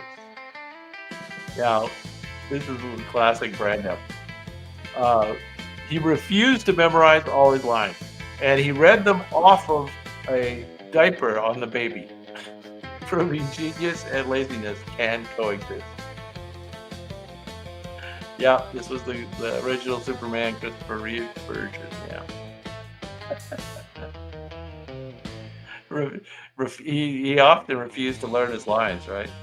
That was it. He preferred to just improvise. Tell me the general gist of what I'm supposed to do, and I'll improvise. Pretty good at it. All right, now this one's got to be kicked. Number 15, 1976. 76. Year I graduated high school. Spirit of 76. America's bicentennial. All those things. Brando in a Western with Jack Nicholson. And he was weirder than Jack Nicholson. He plays a bounty hunter who dresses in disguises. And he whispers his threats. Oh, his first whispering role. The film was partly improvised. No two takes were the same. Of course. That's kind of a, I don't know if you can tell, but that's kind of like a furry pimp hat that he's wearing there in the Western. I don't know what the story was there. Yeah, of course. Very good. Watching it feels like two monsters duel in slow motion. Yeah, two monsters. Brando and Nicholson. The Missouri Breaks is correct. The Missouri Breaks. He dressed as an old woman just to see if the crew would break character. They didn't, but they probably wanted to. Missouri Breaks is correct. Very good. There he is. Nice hat. No doubt. Alrighty. That takes us to number 14 on the Marlon Brando top 20 movie list. This one's part crime thriller, part dream sequence. Brando plays a mysterious chauffeur involved in a kidnapping.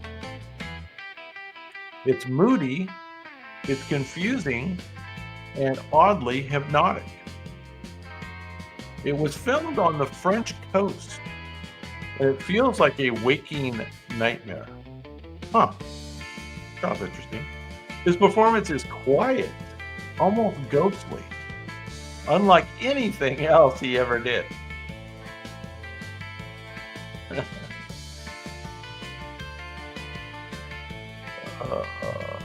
I don't know. Apocalypse Now is on the list somewhere, so we'll figure out what year that was. I think it might have been 76 also. I'm not sure. This one's 68. This one's 68. During shooting, Brando rewrote dialogue daily, claiming he preferred the story to surprise him. The crew agreed. It surprised everyone. He liked to rewrite his lines. The script was just a suggestion. Just a suggestion. That's looking like a pretty young buff Marlon Brando there, I'll tell you. The Night of the Following Day. Now that's an interesting name, right? The Night of the Following Day. Okay. Let's go to 13. 1969. 1969. This is a political drama about colonialism and rebellion. And Brando plays a British mercenary manipulating a Caribbean uprising. That's something you ought to know about, Stuart. You've done that. It's one of his most intellectual performances. All ideas and irony. All ideas and irony. He later said it was one of his personal favorites of his movies. He thought this was, and it's about Caribbean uprising.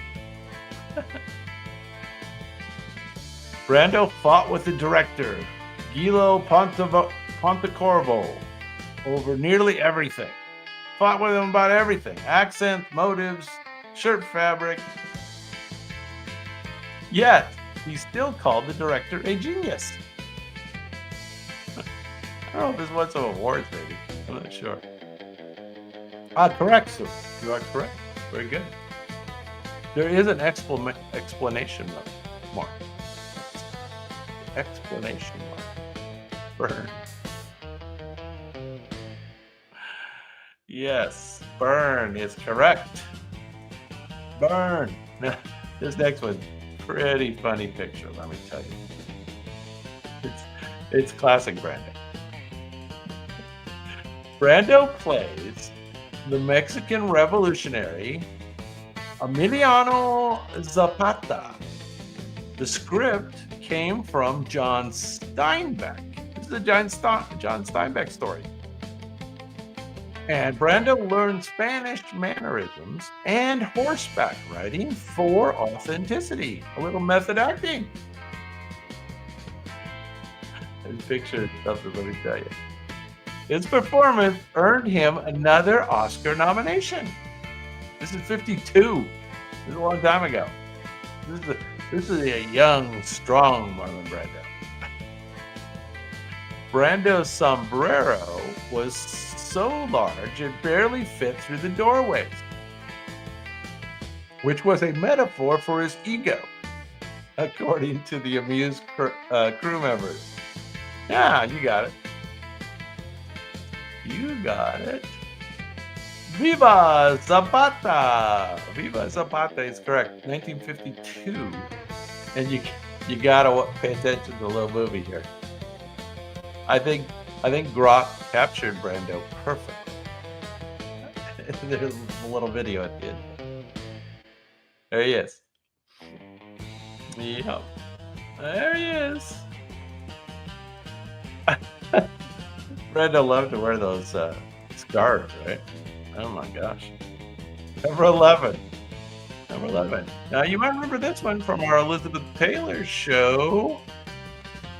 This was directed by John Huston and it co-starred Elizabeth Taylor. Brando plays a closeted military officer unraveling in repression. The color palette is gold tinted, like a fever dream. Don't know what that means. Critics didn't know what to make of this in 1967. Pretty early for this kind of movie. Today, it's considered one of his bravest performances. And a little nugget here, when Montgomery Clift dropped out, Brando took the role to honor him. So this must have been right when Montgomery Clift got in his car accident where he ruined his face. I should not laugh. Then built the performance around Clift's real-life sadness. Then Montgomery Clift got a little depressed. Yeah. So do you remember this one? Elizabeth Taylor, directed by John Huston, a closeted military officer. Yeah, there he is, Marlon Brando and Liz. And it's called Reflections in a Golden Eye. Reflections in a Golden Eye, 1967. 1967. All right, well, you know, some of them are a little obscure. All right, here we go. Number 10.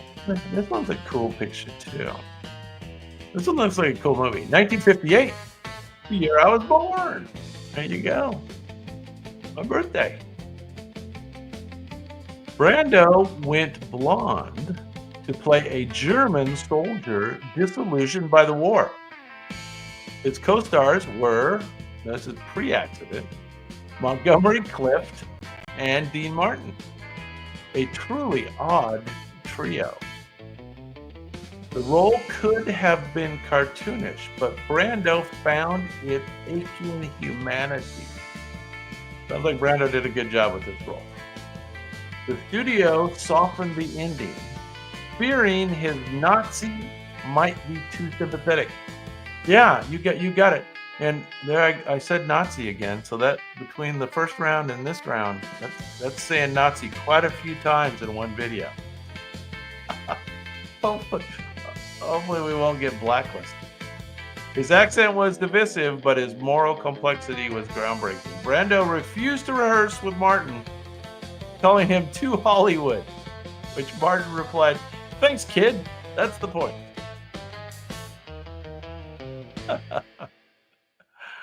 Brando didn't like Dean Martin. Huh. Who knew? Young Lions, 1958 is correct. There you go.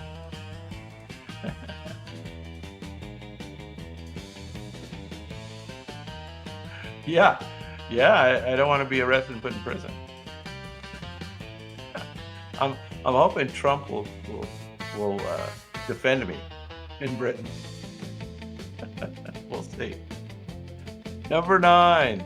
Now this is a Tennessee Williams, but not the one you're thinking of.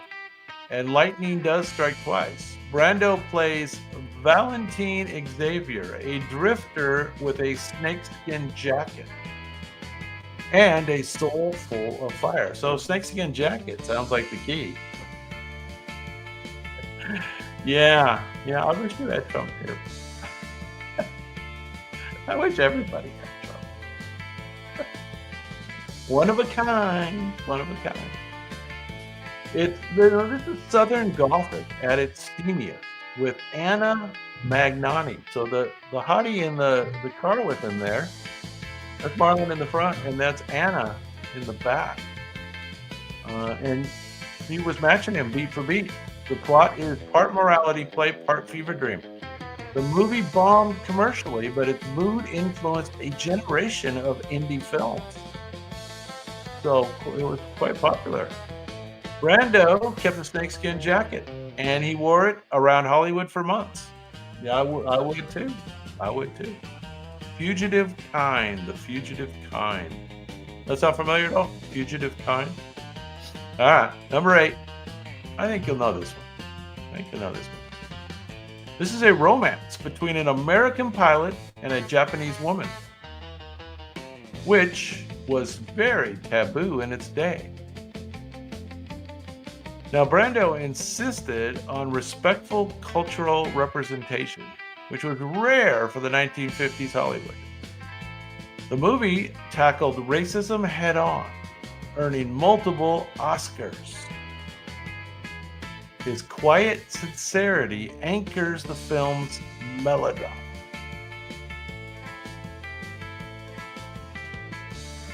Yeah, I agree. Hopefully he will. Hopefully he'll still get one. He can get Putin to stop the war. I think he will. Yeah. Yeah, you don't quite have that spelled right, but we're going to give you a break on that. 1957. Sayonara. Sayonara. One more syllable. Yeah, there you go. But I knew you knew it. When the studio pushed for a less serious tone, Brando said, "No, love doesn't need punchlines." There you go. Love doesn't need punchlines. I bet you get this one. 1953, though. Going back in the day. Now, this is Shakespeare on film. And Brando, the rebel, agreed to do it. Critics doubted that he could pull off the diction until they heard his friends, Romans, countrymen. He studied classical oratory with a British coach, and he stunned all the critics. Now, his Mark Antony, so he played Mark Antony in a movie by a different name, dripped conviction and menace in equal measure. Yeah, of course. It's a Shakespeare. It's a Shakespeare. You got it. It proved method could handle iambic pentameter just fine. Yeah. The cast secretly took bets on how long he'd last in a toga. So, even back then, I guess he walked around the set naked. But he did wear it all day. He called it good airflow. Good airflow. Julius Caesar is correct. From the year 1953. There he is. Mark Antony. Yeah. There you go. All right, well, we're all the way down to number 6 now, and this is one of his more famous deals here.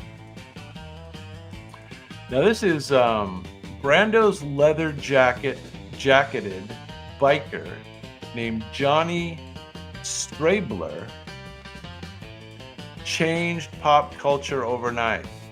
This was the first rebel. When asked, "What are you rebelling against?" he sneered, "What do you got?"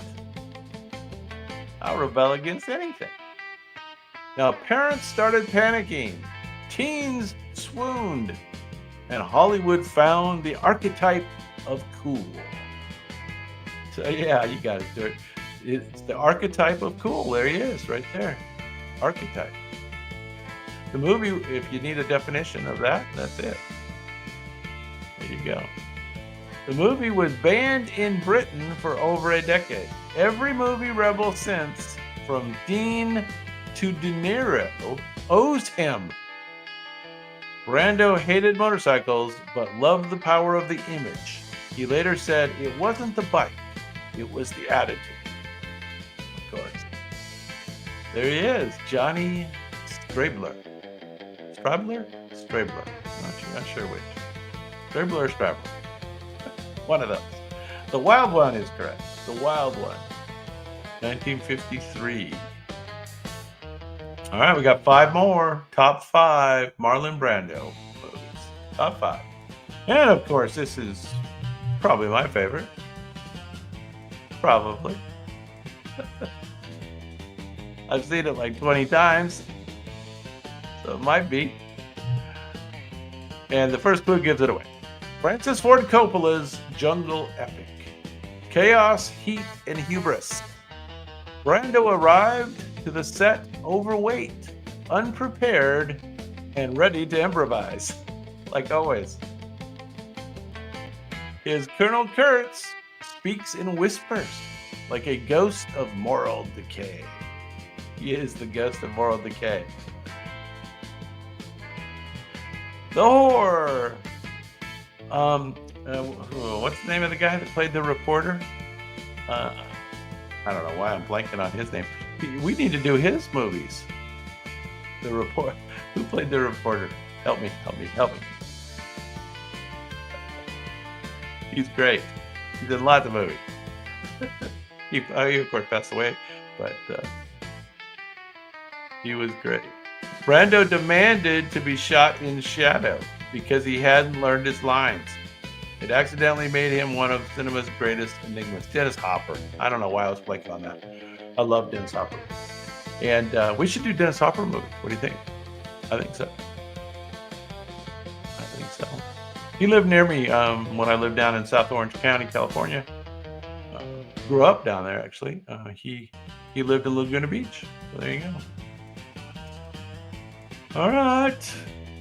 Top 4. I think you'll know this. 1972. A scandal, a sensation, and a masterclass in emotional exposure. Brando plays a grieving man who is lost in erotic despair. I've never gone to see this movie. For one reason. The film was banned in several countries for decades. It's disturbing, it's tragic, and it's brutally human. Brutally human. Love it or loathe it, no one forgot it. Yeah, of course.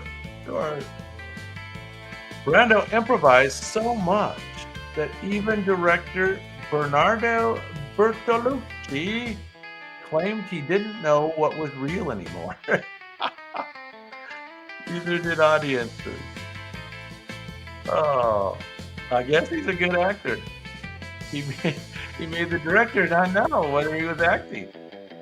It seemed like he was playing himself in reality. No doubt.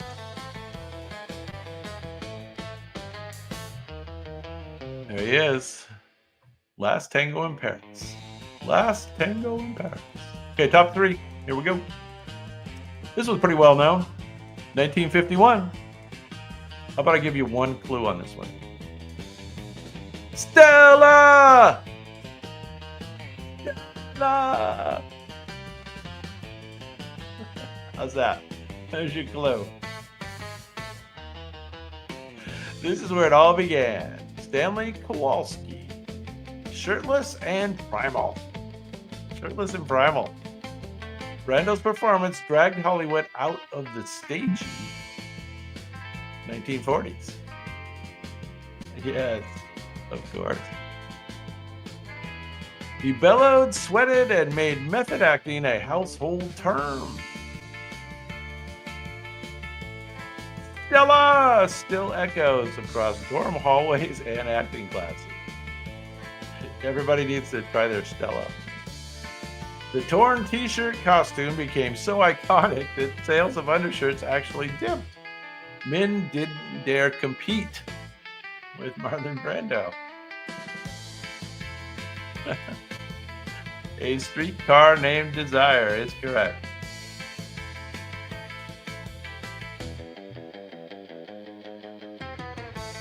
You could have been someone. You could have been someone. The next one has a very similar line. Okay, top two Marlon Brando movies. I bet you can guess what they are. Top two Marlon Brando movies. What would you say? I think you can guess right now. Number two, 1954. Brando as Terry Malloy, a washed-up boxer seeking redemption. The movie tackled corruption in the New York docks with moral fury. Its poetic realism, grime, and grace all entwined. Here's the similar line. Brando's, I could have been a contender. I could have been a contender. Okay, I don't have a New York accent. Don't have it. Beach still breaks hearts. Yes, you are correct. It won 8 Oscars, this movie did, including Best Actor for Marlon Brando, of course. He refused to attend the ceremony. Years later, he said, awards are like applause. Nice, but gone too soon. I don't know what that means exactly in this case. Yeah, well, top two, according to the robots. On the Waterfront is correct, 1954. On the Waterfront. I could have been a contender. I could have been. There he is. Marlon Brando. All right, so we know what the number one is then, don't we? Yes. And, according to a lot of people, one of the top movies. Maybe the best movie ever made. Maybe. That's this next one. Is the one that did the Native American. The next one. Yes, of course, Don Vito Corleone. Quiet, regal, and terrifying. Brando stuffed cotton in his cheeks for the audition. And get this, the studio didn't want Marlon Brando, but Coppola had to fight to cast him.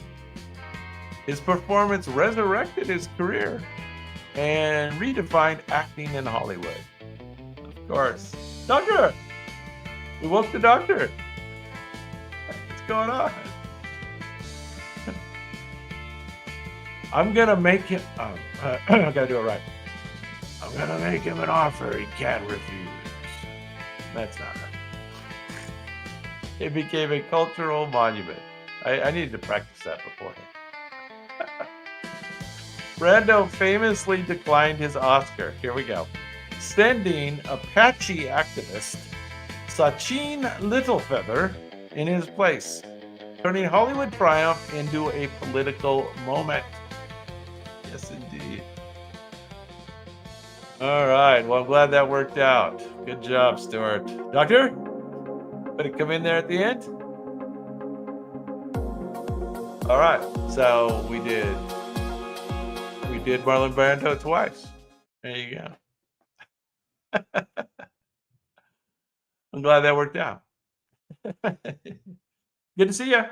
Thank you guys for hanging out with me. And we'll definitely be back next Sunday. I'm not sure if we're going to do a Wednesday. You know what? I'm trying to put together like a marathon show. I don't know what day. I don't know if there's a day of the week that's better for a marathon. And tell me about the time of the show. So I know you guys actually come in late, but aren't you guys like, isn't it really late over there in jolly old? Well, is there a better time for the show? Fridays would be good for marathons? Okay. Well, I could do that. How about what time of the day? Should we do it at like 6 a.m.? Or is this good? Wednesdays are still good for you? Well, okay. So maybe we don't do every Wednesday, but we do some Wednesday marathons, maybe? Maybe. I don't know. The show has actually been decreasing in numbers, which is too bad because, I'm kind of getting my groove going and I think we've got a better subject matter, but YouTube's a fickle place. It's a fickle place. And while we've had good numbers on occasion. The general trend is not a good direction. So I think I've had trouble with sustaining twice a week on the numbers. I know you guys like it, but well, okay. So you're night owl, but I mean, what's that mean? Is 7 o'clock Eastern still the best name? Yeah, it can't hurt anything because, like I said, my numbers have been going down. So it's like, might as well try to shake it up and try to more focus, even narrower focus on entertainment, right? Um, Mostly Hollywood movies, but also TV and maybe a little music stuff too, right? We'll throw in a little pop culture, and every once in a while, the third round might be something like Amazon Animals or something. But generally, we're going to try to stick to the movies and TV. So I'm glad you like that. But anyway, so is 7 o'clock Eastern still the best for you guys? I know there's only a couple of you here, but I mean, you don't want me to make it an hour later, do you? Because that would be even later. In I don't know. What do you think of an hour later? What if we didn't start till 8 o'clock Eastern, which is God knows what in England, the UK. I don't know. Any opinion on that? I mean, I don't mind keeping it where it is, but it seems like I've had more and more times where the old gang doesn't show up till towards the end. So I don't know if an hour later would help. Not sure. Maybe, maybe not. I don't know. 6 a.m. Friday morning. Yeah, this Friday for the marathon. Oh my goodness. 6 a.m. is getting a little late for you. What is, did you say 8's getting late for you? How about 8 p.m.? We changed the show from 7 p.m. to 8 p.m. What if I did that?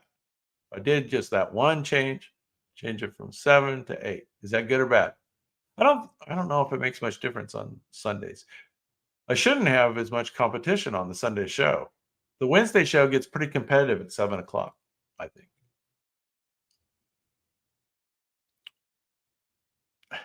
Yeah.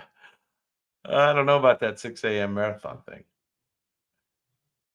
Yeah, where are you? Where are you, doctor? I can't remember. You've told me before, I think, but in in one ear, out the other. I never remember anything. Oh,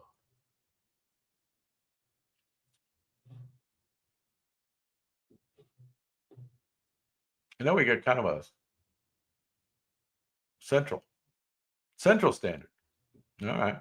So an hour later wouldn't hurt you any, would it, doctor?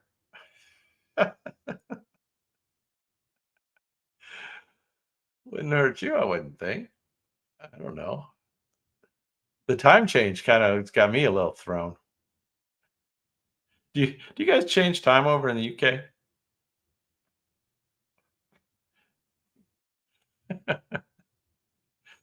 We just changed. We're back to standard time. Standard time.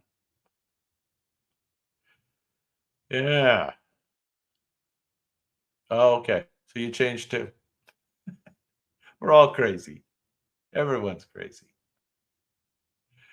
All right, you guys think about it. If you have any notes for me on time of show or anything, we can make some changes if we need to. Otherwise, we're gonna be back next Sunday at 7 o'clock for sure. And then I'll try to figure out a marathon time, but it won't be Friday at 6 a.m. I don't think. But we'll work on something, and maybe I'll run it past you guys in the post polls or something. Anyway, guys, take it easy again. Thank you so much. I have a quick compilation of the video sections if you want to stick around to watch that. Otherwise, we'll see you next Sunday for sure, and maybe talk to you before that. Dave's Hollywood Magic. There you go. The Hollywood Magic is kind of an allusion to the robot speed painting without saying robot speed painting. People don't like robot speed painting. So it's magic. And it's all magic.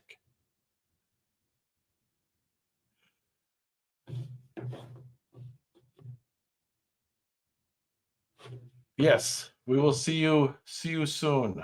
Take it easy, guys. Adios, muchachos. Viva Zapata.